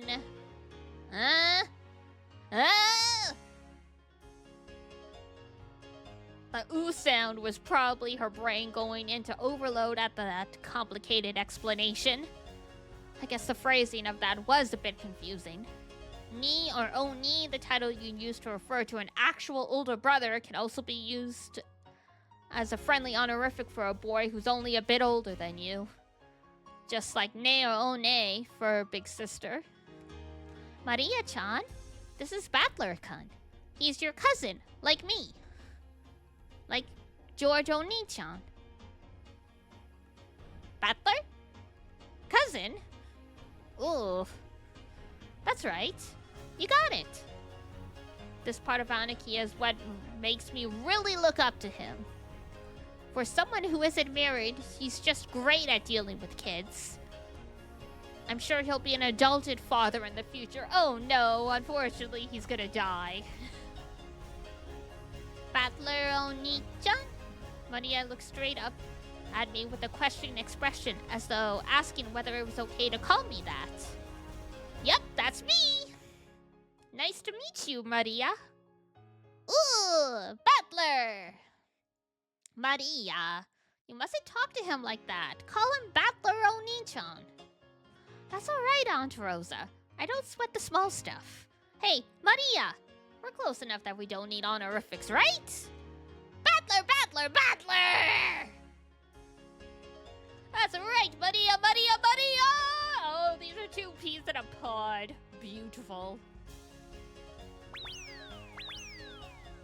We horsed around for a while to make up for the 6-year gap in our friendship. Cute. She probably still thinks of me as nothing more than a big new friend, but things will probably work out as we get to know each other again.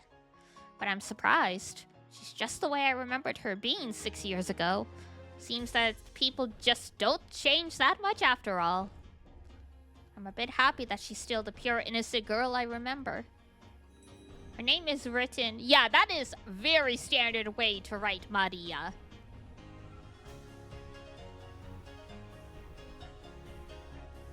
She's probably got the most normal name of this entire cast. Like, when I heard the name Maria, this is exactly the kanji I pictured. Of course, Maria is pronounced Maria. Yeah, because, you know, every other name in the family, you have to do some weird twisted pronunciation, like, reading of the words, or, like, it's really strange kanji. But it's literally just ma for truth, ri, which is, like, it's a unit of measurement, but also the village. And the ah here technically doesn't have a meaning. You'll see it, they'll say it means, like, Asia. But, like, it's kind of meaningless. So, like, names like Ami often use this. The third character looks like a cross, which is pretty cool, I guess. The kanji for 10 also looks like a cross. Her feelings don't usually show up on her face, so it'd be difficult to know what she's thinking. But that's just how she looks on the outside. On the inside, she's just a sweet, normal girl. Then there's Maria's mother, Aunt Rosa. She's my dad's younger sister. So the dad is probably the middle child, because they said they had a brother. So there's a brother, then there's Aunt Ava, the older sister, Rudolph, and then Rosa, the younger sister. What kind of name is Mari 10, then? I don't know! Rosa is written... Oh!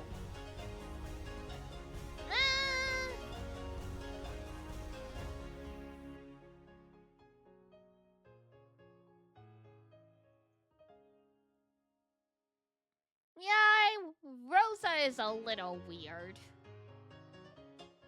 So this first kanji is for Sakura. So obviously the most common reading is Sakura, but you can also read it as O. I had no idea you could read it as Ro. So it must be quite a rare reading for it. And the za here, technically you usually read it as za, because it's sit. Like, You've heard of Seiza, right? Where you like sit on your knees and your feet? The za in Seiza is the second character.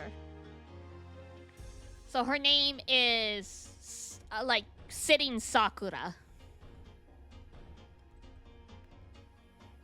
Here's a name that's totally not Japanese. Nope. Well, Rudolph isn't Japanese either.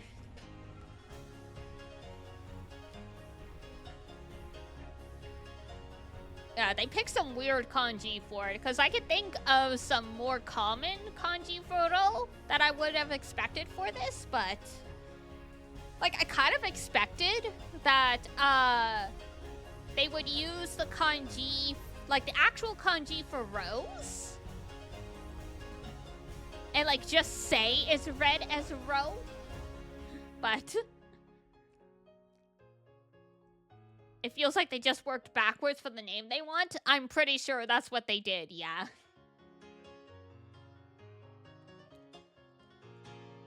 But yeah, I was totally expecting them to actually use the kanji for Rose and just twist the meaning for it, but guess not. Gotta make it extra weird. Sorry to say, but her name's almost as ridiculous as Dad's. I've gotta respect her for not ending up as screwed up as he is. I mean, at least for Rosa, in school, they could have just nicknamed her as, like, Sakura-chan. Based on, like, you know, the more common reading of, like, one of the kanji in her name. There's no saving Rudolph. There's nothing in that name that would have given you a nickname that sounds normal in Japanese. At least with Rosa, you could have called her, like, Sakura-chan. And then they gave Maria a perfectly normal name. And Joji as, like, George as well. Also, a pretty normal name as well. Because, like, Joji is, like, an actual Japanese name. Like, for example, the voice actor, Joji Nagata. Rudy? That's not a Japanese name, though. That's the thing, right? That's why I was saying there was nothing in his name you could have used to give him a normal sounding, like, nickname. Because it's not rude, like... Because, like, Rudy for Rudolph makes sense for us as, like, people who speak English. But in Japanese, it's Rudorufu. So the best you would get was, like, Rudo, or Doru, or Ryufu.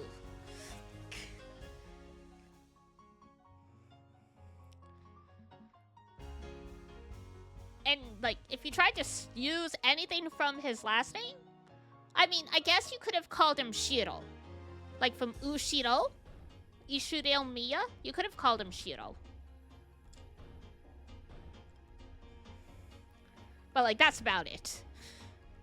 When I think about all the names in my family sound foreign. Yeah, surprise. Just why is grandfather so obsessed with that? Are you kidding me? He's so obsessed with a white woman named Beatrice that he gave everyone in the family weird-ass European-sounding names? You gotta be kidding me. Because of him, even we grandchildren have to put up with this weird naming sense. It's even more annoying since grandfather's own name is perfectly normal. Anyway, there's one thing about Aunt Rosa that's a relief compared to the other family members. That makes more sense than anything else so far, yeah. Beatrice is the only name you remember from the one episode of the anime? Beatrice is definitely the most famous character from UMINEKO. The old bastard and Aunt Ava have this annoying urge to tease and mock people all the time. But even though she shares their blood, Aunt Rosa isn't like that at all. She has the most common sense among all the siblings.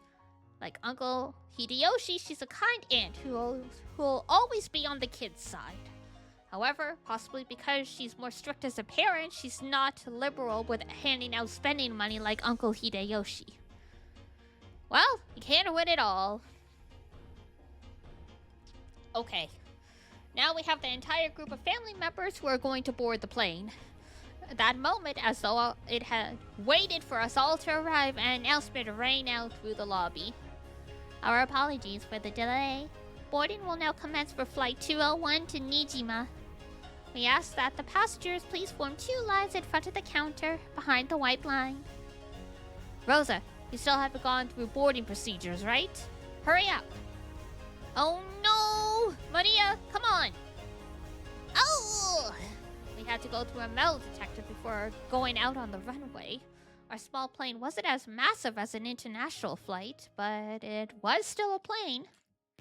A staff member holding a metal detector checked us all. Once all of us cleared the check, we followed the staff member out onto the runway. Come to think of it, everyone here is in the Ushiromiya family. It's like this is a reserved charter flight or something. Well, who else is going to the family-owned island but the family?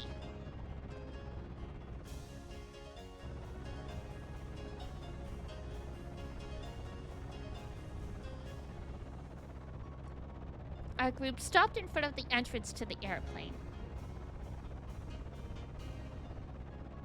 Oh god, he's gonna have to try and read their names. Help!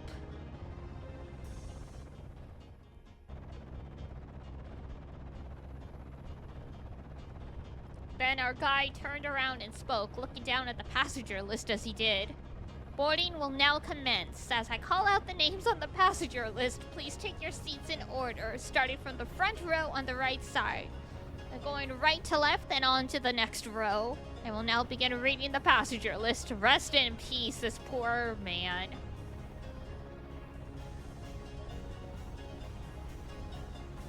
Ushiromiya Hideyoshi-sama? Oh, I'm first! Right here! By the way, do you have some candy, Ava? I've been looking all over for some, but I can't find any. Even with a private jet, this may be a public airport runway. True. Ushiromiya Ava-sama? They're in my handbag. I'll get one once we're inside the plane. Well, he did struggle with Ava. Good for him. I've heard that candies are a good way to protect your ears from hurting because of variations in atmospheric pressure when landing or taking off.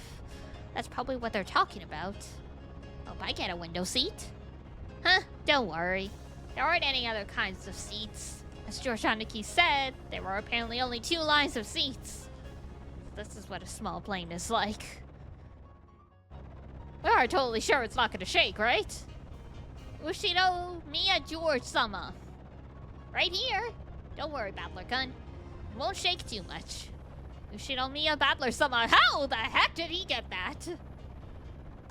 Aniki, what do you mean, not too much?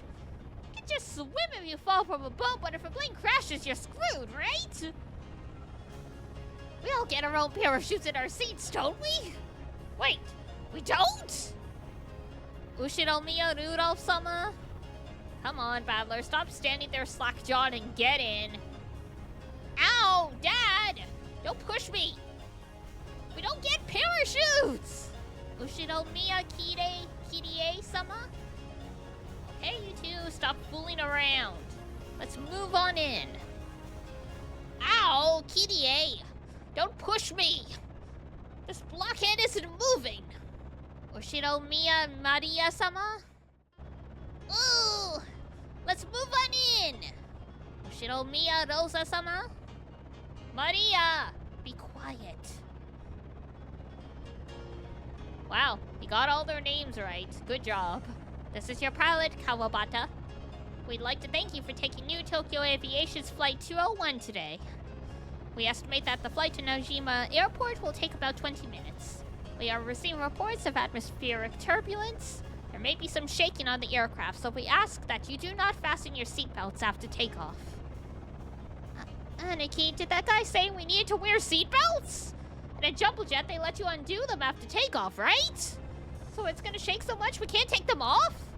David, you tricked me! It is going to shake after all! Where are the parachutes? I knew I should have taken the boat! Someone give this guy some gravel. Someone sedate this boy. He needs medication for the plane.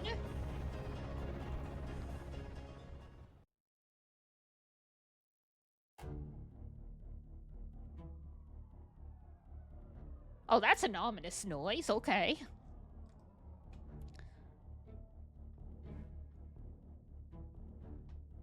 Oh, these are like opening credits. Nice. This is like if it's a movie. Jessica? We haven't met Jessica yet.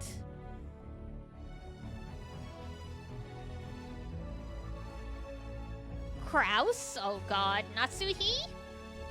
Another normal name? That's crazy.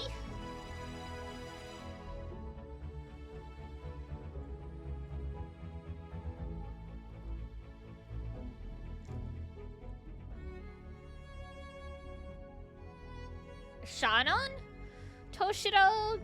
Genji? Kanon? Chio? How are they organizing these names? It might be based on the Japanese alphabet, which is different than ours.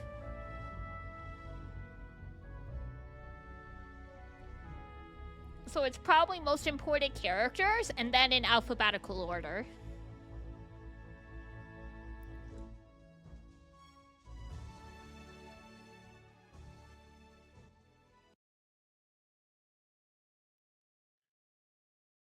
Because Japanese alphabet is A, I, E, O, U, Ka, Ki, Ke, Ko, Ku, Sa, Shi, So, Su, Ta, Chi,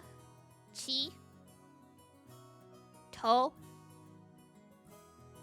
Tsu, Sa, and it just, you know, it keeps going through like all the variations.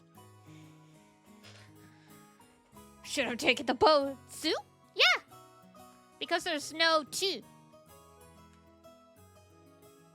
There's no tu sound. Like tu. It's su instead. Same way there's no ti sound, it's chi instead. I learned it a, I, u, e, o. Oh, I might have just gotten it confused, but yeah. You get the gist.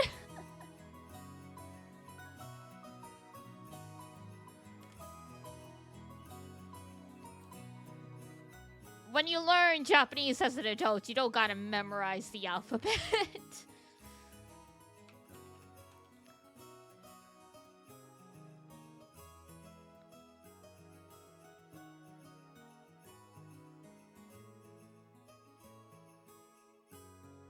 Yep, you are right. It's A, I, U, A, O. I just got confused in the order, but yeah. And I missed saying te. Should have taken the boat! Should have taken the boat! Fall! Fall! Maria, that's enough. But what a surprise. I thought there was nothing that could scare Battler-kun. This guy can't handle vehicles for some reason. Oh my god, he's Natsu from Fairy Tail. Always yells about falling and sinking and stuff. That's called anxiety. Get him some medication and therapy. You're a disgrace of a man, you are. Fuck you. Shut up. That thing was seriously shaking way too much. I just got a little stressed since it was my first time on a small plane like that. You call that a little stressed? Sounds like it'd be fun to take an overseas vacation with you, Battler-kun. It is the 80s. True. Would you like to go to Egypt with your aunt? You'd get to ride a plane for a full 14 hours. There's a good plan. Battler-kun, you should let Ava-ne-san toughen you up some. Still, it's so hilarious. You guys are so mean. Now. Everyone's got their own strong and weak points. Thank God for this man, the one good adult here. It's bad to laugh at him. And then he laughs at him. Dad, you're laughing too. Hey, Maria-chan, you shouldn't laugh anymore. Shouldn't laugh anymore? Ugh. Ah, damn it! Is being scared of planes really such a big deal? I mean, considering how many of them are falling out of the sky these days? No! The resident solitude. Yeah, everyone obviously thinks I'm a big oaf now. Ugh.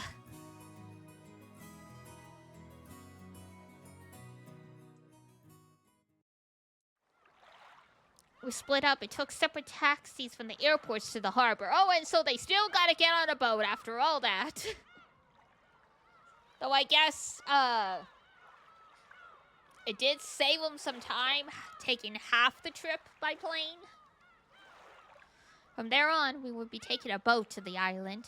The islands are right next to each other, so the distance of the trip wasn't that great.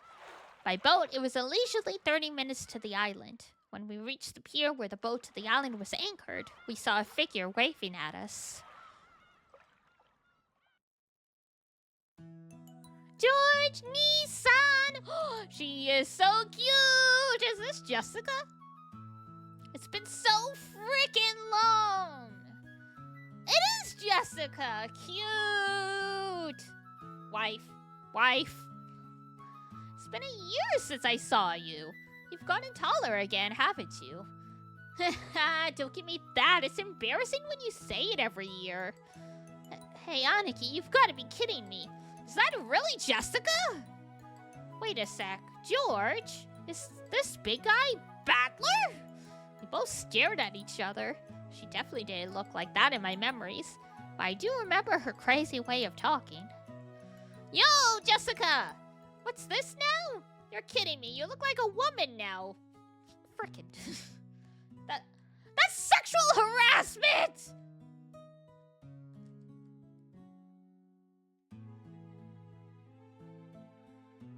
God, he is just like his father.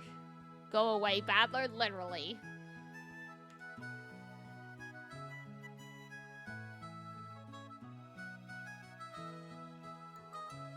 Did you get a bit stronger too? Beat him up, Jessica! Don't screw with me, I'll show you how much training I've done since back then. You're pissing me off. I'll beat you at your own game.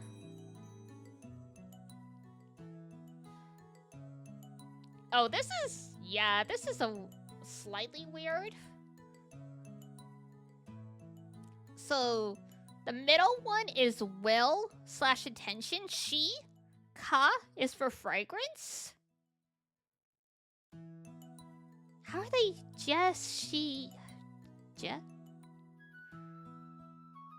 Like, usually this kanji is read as shu. It's the kanji for vermilion.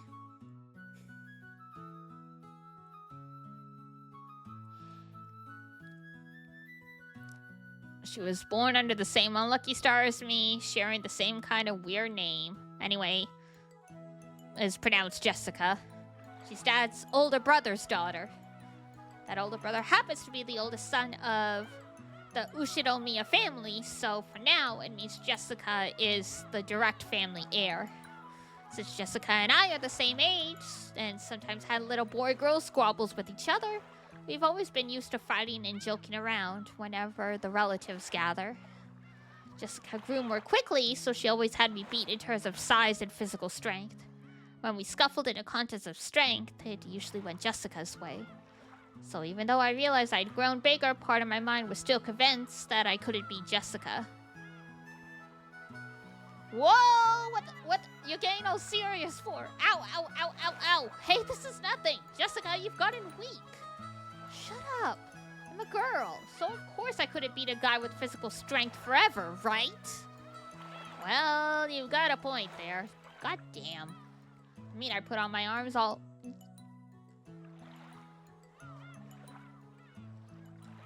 I need to punch this boy. Even test a strike between arms and boobs. Okay.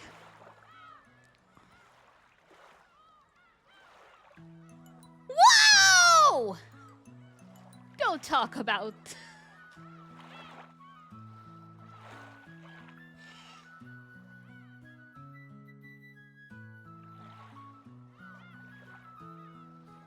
Don't talk about that. Y'all, stop. You guys are... What the fuck? Honestly, I was so surprised at how feminine Jessica had become that I had to joke around like an idiot to hide it. No, you don't. Just express your surprise. Oh, considering what a bossy brat she was 6 years ago, anyone would be surprised. She was 12. I guess she's just as surprised. She probably wasn't expecting to lose to me in a test of strength. After losing that easily, she must be shocked at how much I've grown in the past 6 years. 6 years. Once again, I'm being shown just what a huge gap of time that was. Crap, total defeat. It's like I'm no match for you anymore. That's not true. Even Battler-kun must have his weaknesses. Just get him on a plane. Right, Maria-chan? Ooh, fall! Fall! Shh, cut it out, Maria. Let's keep that a secret, okay? Fall? What the hell are you talking about? Sorry, there's no chance you'll see that weakness of mine now. After all, the nightmare plane trip is already over and done with. Only thing left is the nice quiet splashing of the boat ride. Never thought I'd start loving that piece of junk boat this much. Huh? George Nissan, is there something wrong with his head? You'll understand soon. Very soon. At the time, I did get what Aniki meant by that big smile. Oh god. What have we here? Oh! Butler-san, how big you've grown. Who's it this time? It's an old lady with an apron. Oh yeah, that takes me back. I remember now. You remember her, right? It's Kumasawa-san, the servant. I could never forget you, Kumasawa-ba-chan. After all, you haven't aged a bit. If anything, I'd say you look young. You're looking younger than ever. Oh, lately my skin's been getting quite smooth and silky. And... Ma'am. You're kidding, right? Oh, I was quite bouncy in my youth. Don't be shy.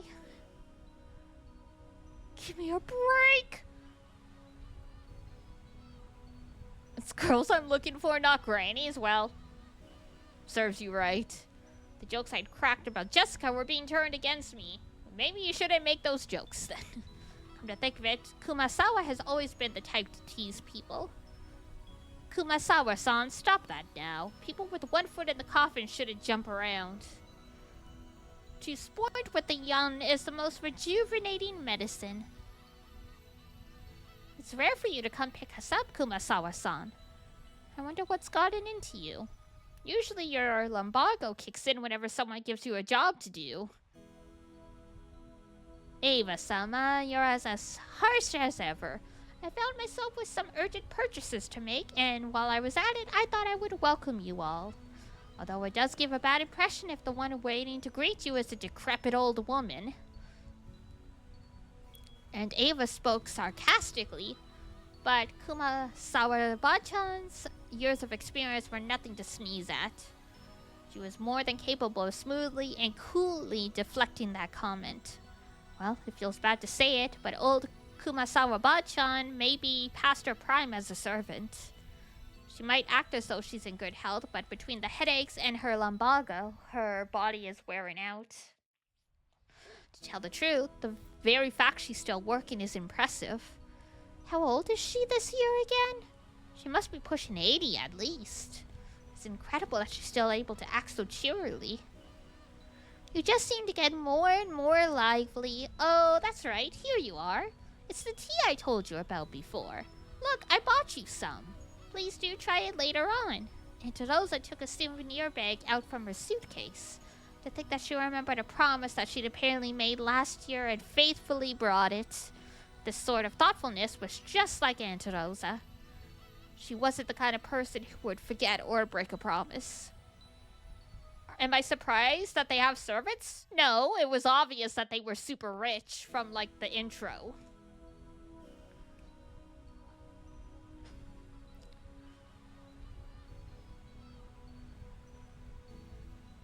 because, like, it was a butler that served, frickin' Kinzo his drinks, so... Kumasawa-bachan seemed deeply touched, not only that Aunt Rosa had remembered this year-old promise, but that she would bring a gift to a simple servant like her. This woman is Kumasawa Chiyo-san. Interesting they chose just to write her given name in katakana. Kumasawa means bear swamp. No, wait, bear... Sawa. No, Sawa is, like, swamp, I believe. She's a senior servant who's been working at the Ushiromiya head family household for many years. As you would expect for someone her age, manual labor isn't her strong point.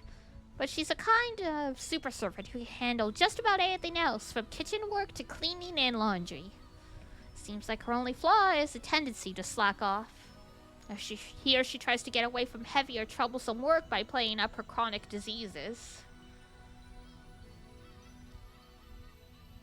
In Kumasawa-bachan's case, this was probably a sign of craftiness rather than laziness. Or it probably doesn't impress those paying her salary. Oh well, even if she's pretty flaky when it comes to work, I could never dislike her. I guess that's probably because of her cheerfulness and her constant smile. Glad to see you're still in fine spirits. How's your back doing then? Even with the medicine, it's not getting one whit better. According to the doctor, nothing can be done for this one.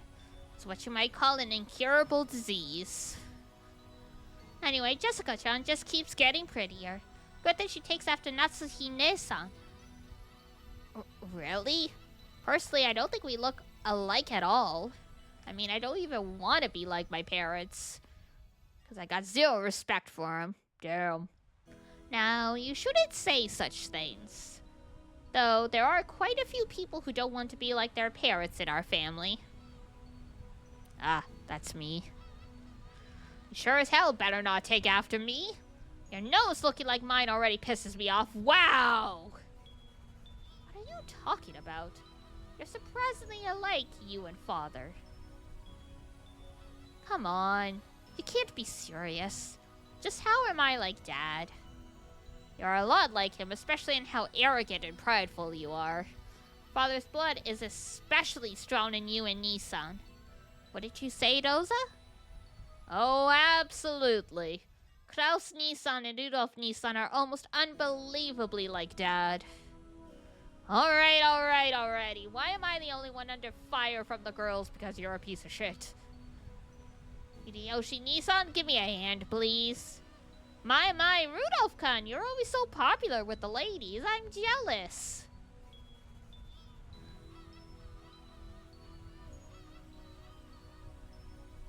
You're popular enough to make me jealous. Also, I hear the UMINEKO crying. The seagulls. Well then, everyone, shall we head over to the boat? Come now, Maria. Let's get on the boat together, okay? Get on the boat together. Ooh. Everyone gets on together. Ooh. Hell yeah, this time around I'm not gonna be scared. I'm used to being shaken by the waves. With that piece of junk fishing boat, I'm less afraid of the shaking than the engine breaking down and the boat drifting off. Oh yes, Badler-kun, I forgot to tell you. That fishing boat was completely worn out, so it was taken out of commission a few years back. Now we get to get taken to the island in a different boat. Oh, right. It's Badler's first time in the new boat. It's super comfy. And frickin' fast. Can go at crazy high speeds. Oh, that means less travel time, right? That sounds great. Also, more bouncing. Having to worry about sinking is less scary than being on a plane, but it'd still be awesome to get it over with as quick as possible. Ugh. Is Badler going to fall? Fall again! That's only on airplanes. Everything's fine now. Anyway, it's the Captain's Pride and Joy, a kind of modded high-speed boat. Oh, they modded it. Seems he's got it pretty souped up. He was bragging about how he attached 4 base high-efficiency propellers to make it break 40 knots or something like that. Talks about it all the time. So I've sort of memorized the spiel. Yeah, I've got it memorized too, since we hear about it every year. The captain says he's been obsessed with modding ever since he lost a speed contest with a foreign boat ages ago. According to him, that opponent managed to break 30 knots with just a fishing boat. And his thirst for a revenge match got him to build an awesome, all-new, super high-speed modded boat. I'm sure you'll just love it, Battler. Super high-speed modded boat? My first thought was that this would be much better than some beat-up boat that might sink at any moment, but for some reason, I got this feeling of foreboding. Probably just overthinking it.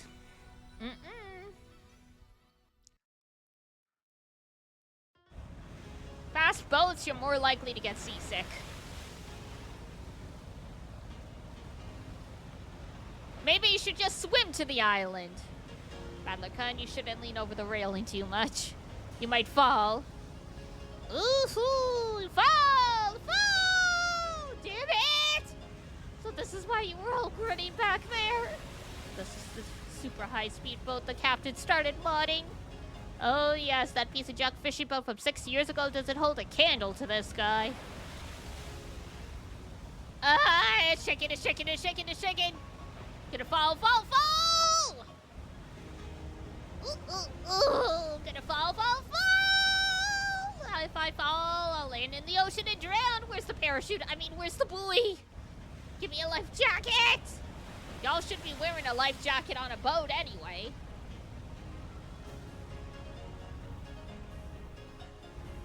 What the heck are you doing that for? Jessica-chan, Maria-chan, it's not nice to tease. Badler-kun, if you're scared, then just don't come out on the deck. I think you'd be able to calm down a bit if you go inside the boat. That's a no thank you, Aniki. Shipwreck victims are always the one inside the boat. The survivors are usually those on the deck during the accident. So I'm staying right here. But it's shaking. I'm gonna fall. Whoa! Shake, gonna fall. Woo-hoo-hoo. Buddy, I told you to behave yourself. But Badler-kun, it looks like you really can't handle it. I'll go tell the captain to slow down for you. Whoa, Aunt Rosa, thank you! I can tell you now that's safe. Slow driving is definitely the way to go, even on the sea! Don't do that, Rosa. Trials and tribulations are important for young men. Isn't that right, Badler-kun? You'd better be able to overcome a little scare like this. Otherwise, you'll never be able to go to Egypt with your aunt. Ava, you're so mean! No, I'm gonna fall! Life jacket, parachute! Ah! Wait, gotta spin it around and think that way. What's the enemy aiming for? Is he doing this to scare me? If that's what he's aiming for, too bad. Like hell, I'll be scared! But no, I'm gonna fall!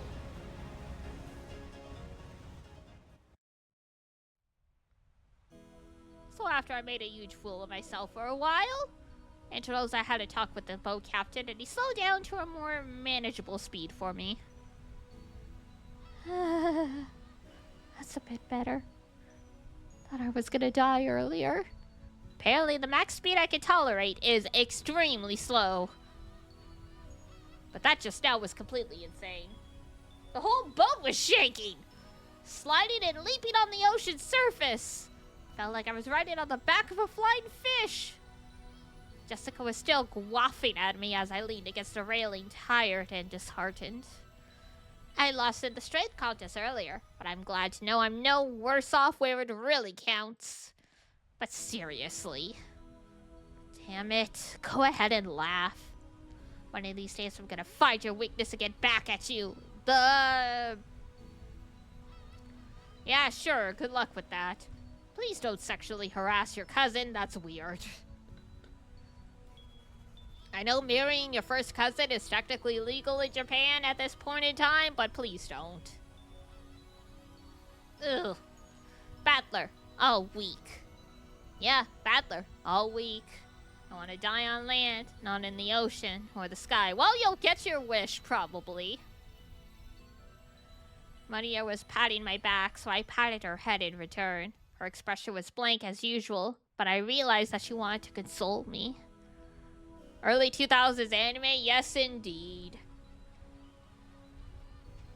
Battler-kun, the captain's throwing in drinks to make up for this. Would you like one to calm yourself down? George Aniki and Kumasawa Bachan brought us all ice-cold cans of soft drinks covered with beads of water. Judging from Kumasawa-san's big grin, our parents inside the boat were probably all rolling around laughing at my moment of pure terror. Damn it, I'm so embarrassed I can't bear to face any of them. I did change the subject somehow. I had the feeling I'd be the butt of everyone's joke for the whole trip, so I tried to think of something harmless to talk about. Hey, Jessica. How are Uncle Kraus and Natsuhi doing? My old man and Mom? Unfortunately, they're fine. Wow. Though every other word out of their mouths is study, study, which pisses me off. I'm so jealous since it doesn't look like Uncle Hideyoshi or Uncle Rudolph would say stuff like that. Oh no, before I had my exams, my parents kept pressing me about it over and over. I thought it was annoying then, but now I'm grateful. Ha! I knew it. You really are awesome, Aniki. Anyway, I have to look after myself. No one tells me what to do. Well, it's not like I'd listen if they did. Battler-san, have you still not returned to your parents' home? Well, I kind of go back now and then. I've got lots of clothes and stuff left at the house I was living in until recently. Ooh? Battler has 2 houses? Something like that. Why? Why do you have 2 houses? Only Maria, who couldn't really grasp the situation, voiced this naive question. However, the others just shot nervous glances at me, choosing not to respond, even though they knew the answer. Well, will you tell us? Maria, look, you can see the harbor now. Look over there. Can you see it? Ooh, saw the harbor, saw the harbor! Apparently Jessica was trying to be nice by changing the subject. Oh well, I'd rather not talk about it if I can help. But it's uncomfortable to have it treated like some kind of weird taboo.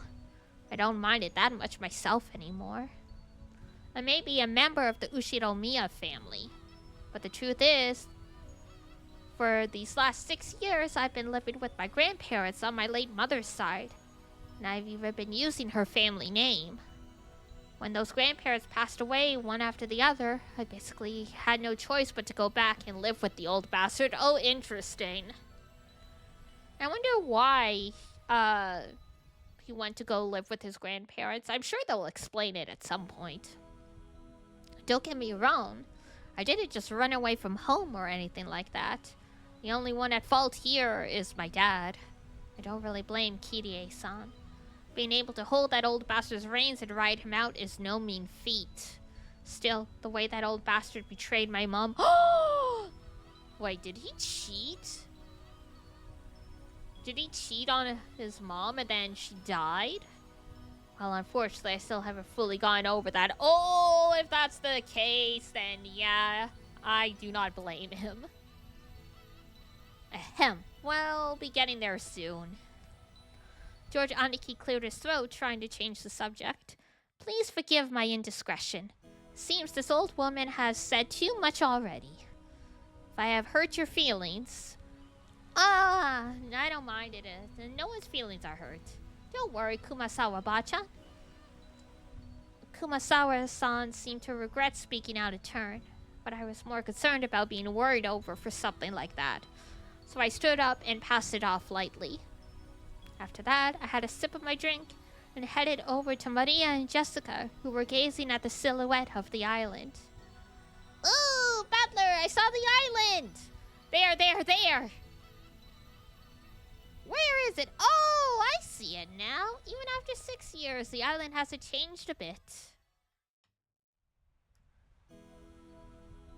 The small island silhouette in front of us had gotten pretty close. The island's name is Rokenjima. It's a small island about 10 kilometers around, located in the Izu archipelago. So that's pretty far south in Japan. Since they call this archipelago the Izu 7, lots of people think there are only 7 islands, but that's not true. There's actually several more, and Okanjima is one of the minor islands that don't get counted. Even if that weren't the case, I doubt you'd find many people who knew about this island. Only people connected to Ushido family ever go there. In other words, outsiders and tourists never have any reason to care about it. So you'll never find this island's name in a travel brochure. After all, out of Okanjima is an estate possessed by the Ushido Miya head family. Only the Ushido Miya family lives there, and only people connected to the Ushido Miya family come and go to and from there. There's nothing there except a harbor and a mansion. The vast majority of the island is still uncultivated forest. Such a waste when it could be made into a nice golf course or something? Hell no, golf courses are a waste of space. However, when you realize that the entire coastline is a private beach, it starts to sound pretty magnificent. You've probably guessed by now, but to put it simply, well, the Ushido Miya family is just rolling in dough. The head family apparently possesses a vast fortune, and Dad and the others who make up the branch families have built up plenty of wealth for themselves, finding success in their respective businesses. I've been living a commoner's life at my grandparents' home these 6 years, so I'd completely forgotten. But the older bastard's house really is elegant, and everything about it is tuned to match the snobbish taste of the annoyingly rich. Come to think of it, I guess that makes George Aniki, Jessica, and me wealthy high-class gentlemen and ladies. Needless to say, none of us think of ourselves that way at all. I don't see myself as being rich, and George Aniki, who takes self-discipline very seriously, doesn't let himself get too comfortable. Jessica is always complaining that she'd rather move to the city than be rich. And Maria is still a kid who isn't even interested in money at all. Does that attitude really make us any less snobbish? From the perspective of the people in poverty who can't pay the bills, we really have been blessed with a lot. Time to do some charity work. This isn't the place to explain any further, so I won't. Anyway, it's the same as not being able to choose the parents you're born from. Our dad asked to be born into a rich family. And I don't think it's really something to be envied. It can be pretty trying when people are prejudiced against you just because you're rich and refuse to judge you by your merits. As I pondered these sentimental thoughts, Maria started shouting and leaned over the railing. Maria?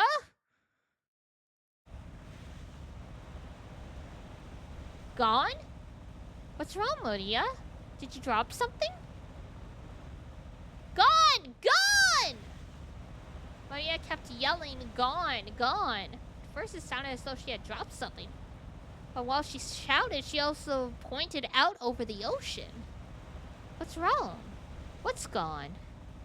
I'll look for it too if you want. What is it? If she dropped something, she would probably have looked down at the floor, but Maria was pointing out over the ocean. One would assume by that gesture she had dropped something, but she kept saying that something wasn't there. Strange. However, since my last memory of this place came from 6 years ago, I was able to spot it before Aniki, who comes here every year. Huh? If I remember correctly, wasn't there a torii or something on top of a small crag around here? That's right, it was definitely there. I remember it well, since as we got closer to the island, it was the first thing to greet us, like a landmark. Wow, you're amazing, Battler. Even though it's been 6 years, you remembered. It was here, wasn't it? I remember too. The tutelary god shrine and that torii-like thing were standing all alone. And now that you mention it, they are gone, aren't they? I'm pretty sure they were still there last year. Gone! Gone! Maybe they were washed away by the waves or something. It was a small rock, so it probably got worn away over time. Well, that's my theory too. It was last summer that it disappeared. But they say an enormous lightning bolt came crashing down one evening and smashed the shrine. The fishermen whisper that having a thunderbolt fall upon our honored god must be a portent of approaching misfortune. Kuwabawa, kurabara. Oh, that's right. That's like a chant to ward away ghosts.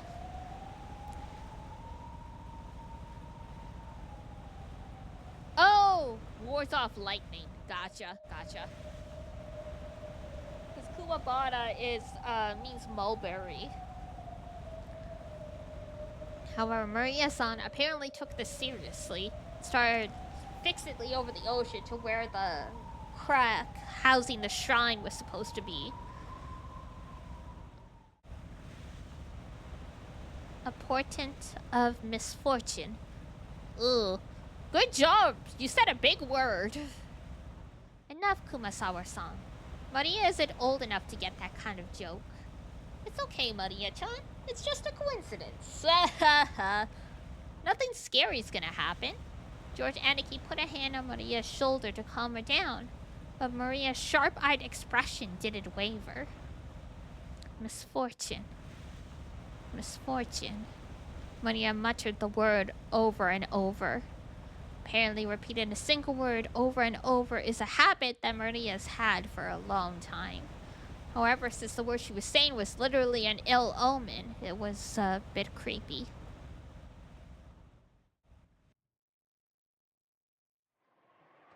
Hey now, Maria. If you say it over and over like that, misfortune will really end up happening, you know? I tapped Maria's other shoulder. Maria whipped her head around, stared into my face, and spoke unblinkingly. Ugh! Misfortune is coming! Huh? And just where is it coming from? I answered lightheartedly, trying to break the tension in the air. At that moment, Maria held up a finger, raised her arm high, and pointed up to the heavens. Oh, is she a witch? When I looked up, I saw that the sky was still just as cloudy, but it had grown a great deal more leaden than it had been that morning. That's right, they were saying that a typhoon was approaching. We had planned to spend one night on the island, but if the storm did pass quickly, I won't be able to make it to school on Monday. Well, I guess it makes for a pretty good excuse to be absent. Glad I didn't miss the end. I got bamboozled today. Hi, Zon.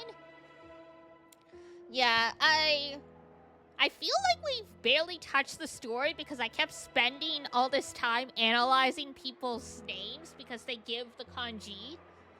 Because everyone in this game has really weird names.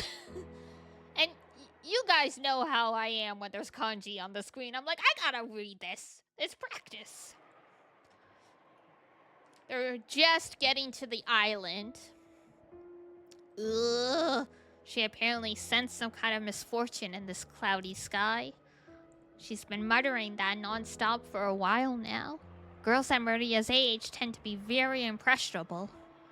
She's just about that age that many girls start to get excited about sixth sense and whether they have any psychic potential and stuff. For all we know, this might be due to her childish, sensitive nature. It's okay, Maria-chan. That's one of the best parts. True. It's okay, Maria-chan. The weather might get worse tonight, but tomorrow it'll clear up and become a pretty blue sky. Ugh. Pretty blue sky. Ugh.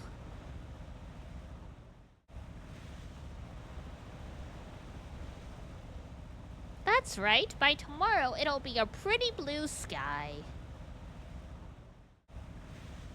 There's no rain that doesn't end, and no clouds that never clear. Ugh. Rain that doesn't end. Clouds that never clear. Ugh. I know the typhoon's coming, but soon it'll go away. It'll be okay, Maria. Ugh. Ugh. Oh, she's sobbing now. It looked as though she was having a tantrum because no one could understand what she was trying to say. What in the world is Maria trying so desperately to warn us about? Unable to understand her, we couldn't help but feel a vague sense of misfortune. I mean, she's 9 years old. ideally she'd be able to communicate better, but, well...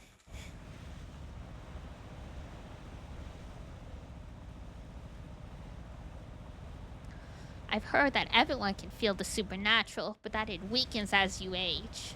It might mean that Maria, the youngest one of us all, still possesses some kind of sense that the rest of us had lost. I wonder if that sense is sending her a warning. At that moment, Kumasawa-san quietly opened her mouth. Rumor has it that long ago, Rokenjima was. Kumasawa-san, let's not talk about that now. Just as Kumasawa-san was about to tell some kind of story, Jessica sharply interrupted her. Jessica's tone was extremely firm for her. I wanted to push her further, just out of simple curiosity, but judging by the look on Jessica's face, whatever Kumasawa-bachan was likely to say would probably make Maria even more uneasy. If I did try to press her for the story, the odds were pretty good that it wouldn't be anything bright and cheery. Oh, I do apologize about that. The wind here is hard to bear for the elderly, so if you would excuse me for now. Gossipers have no reason to hang around after they've been told to stop chatting. When Kumasawa-san finally realized that she'd overstepped her bounds, she went back inside the boat. After she left, Uncle Hideyoshi showed up in her place. Since he'd arrived mid-conversation, he completely failed to notice the complicated atmosphere that hung about the scene. So he refreshingly and unwittingly swept that atmosphere aside. So in the end, it was his lack of tact that brightened the mood. Looks like we're almost there. Okay, just a bit more. Took forever at the speed we went today, didn't it? Wonder whose fault that was. Aw, Uncle Hideyoshi, give me a break already. Come on, don't stop there. Seriously, thanks to Badler here, it's taking forever. Ugh. Maria probably thought that everyone was refusing to listen to her. She hung her head, wearing a fretful expression. As she did, George Aniki crouched down to meet her eyes and spoke to her kindly. Maria-chan, there's nothing to be afraid of, because we're all together. There's nothing to be afraid of if we're together. Go ahead and say it. There's nothing to be afraid of if we're together. Yes, there's nothing to be afraid of if we're with each other. That's right. Exactly what George Aniki said. If we stick together, there'll never be anything at all to be afraid of. Right, Jessica? Yeah, no doubt about that. What George Nissan says is always true, Maria. George Oni-chan, always true. Yeah, I don't lie, so trust me. There's nothing to be afraid of if we're all together. George Oni-chan doesn't lie. I trust you. There's nothing to be afraid of if we're all together. Not afraid. Maria jumped into George Aniki's arms and hugged him tightly. Aww. After Aniki patted her head, she jumped away again. Her facial expression had undergone a 180-degree change, turning back to normal. She was once again the ordinary Maria. There's nothing to be afraid of anymore, because we're together. Yeah, that's it. You look all better now. You're strong, and that's awesome. I'm awesome! Hey now, what's going on here? Maria-chan didn't get seasick, did she? Well, something like that. We'll be arriving soon. The harbor was already drawing near.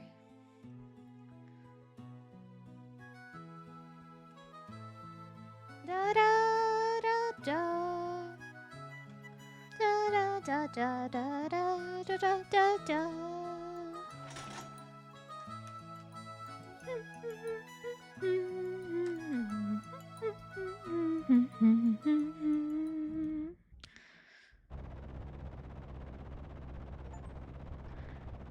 Welcome to Rokenjima. We do hope you enjoy your stay and this experience of a lifetime.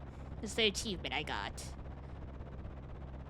Alright, that seems like as good a place as ever to stop for the night.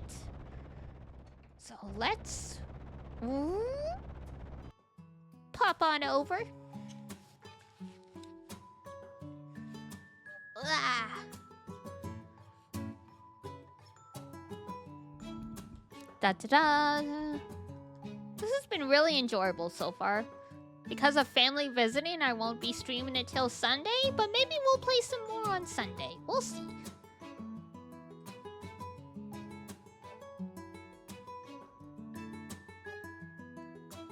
So let's save that. Perfecto.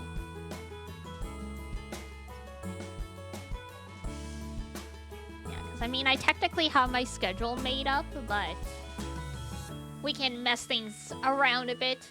The nice thing about having my schedules done in advance now is it at least makes it easier to make sure I'm doing a variety of stuff so my brain doesn't get bored. But yeah, I will see you guys on Sunday. Have like a brunch thing with my family on Saturday, so depending when it would be over, it'd be like, 3, 4 p.m. So, might as well just take it easy. Because I'm losing tomorrow night and Saturday, most of Saturday for like chores and stuff like that. So, but I will see you guys on Sunday. And I mean, I'll be around on Discord as usual. Alright. Let's see who I can send you guys to. Do do do do do. Do do do do do do do do do do.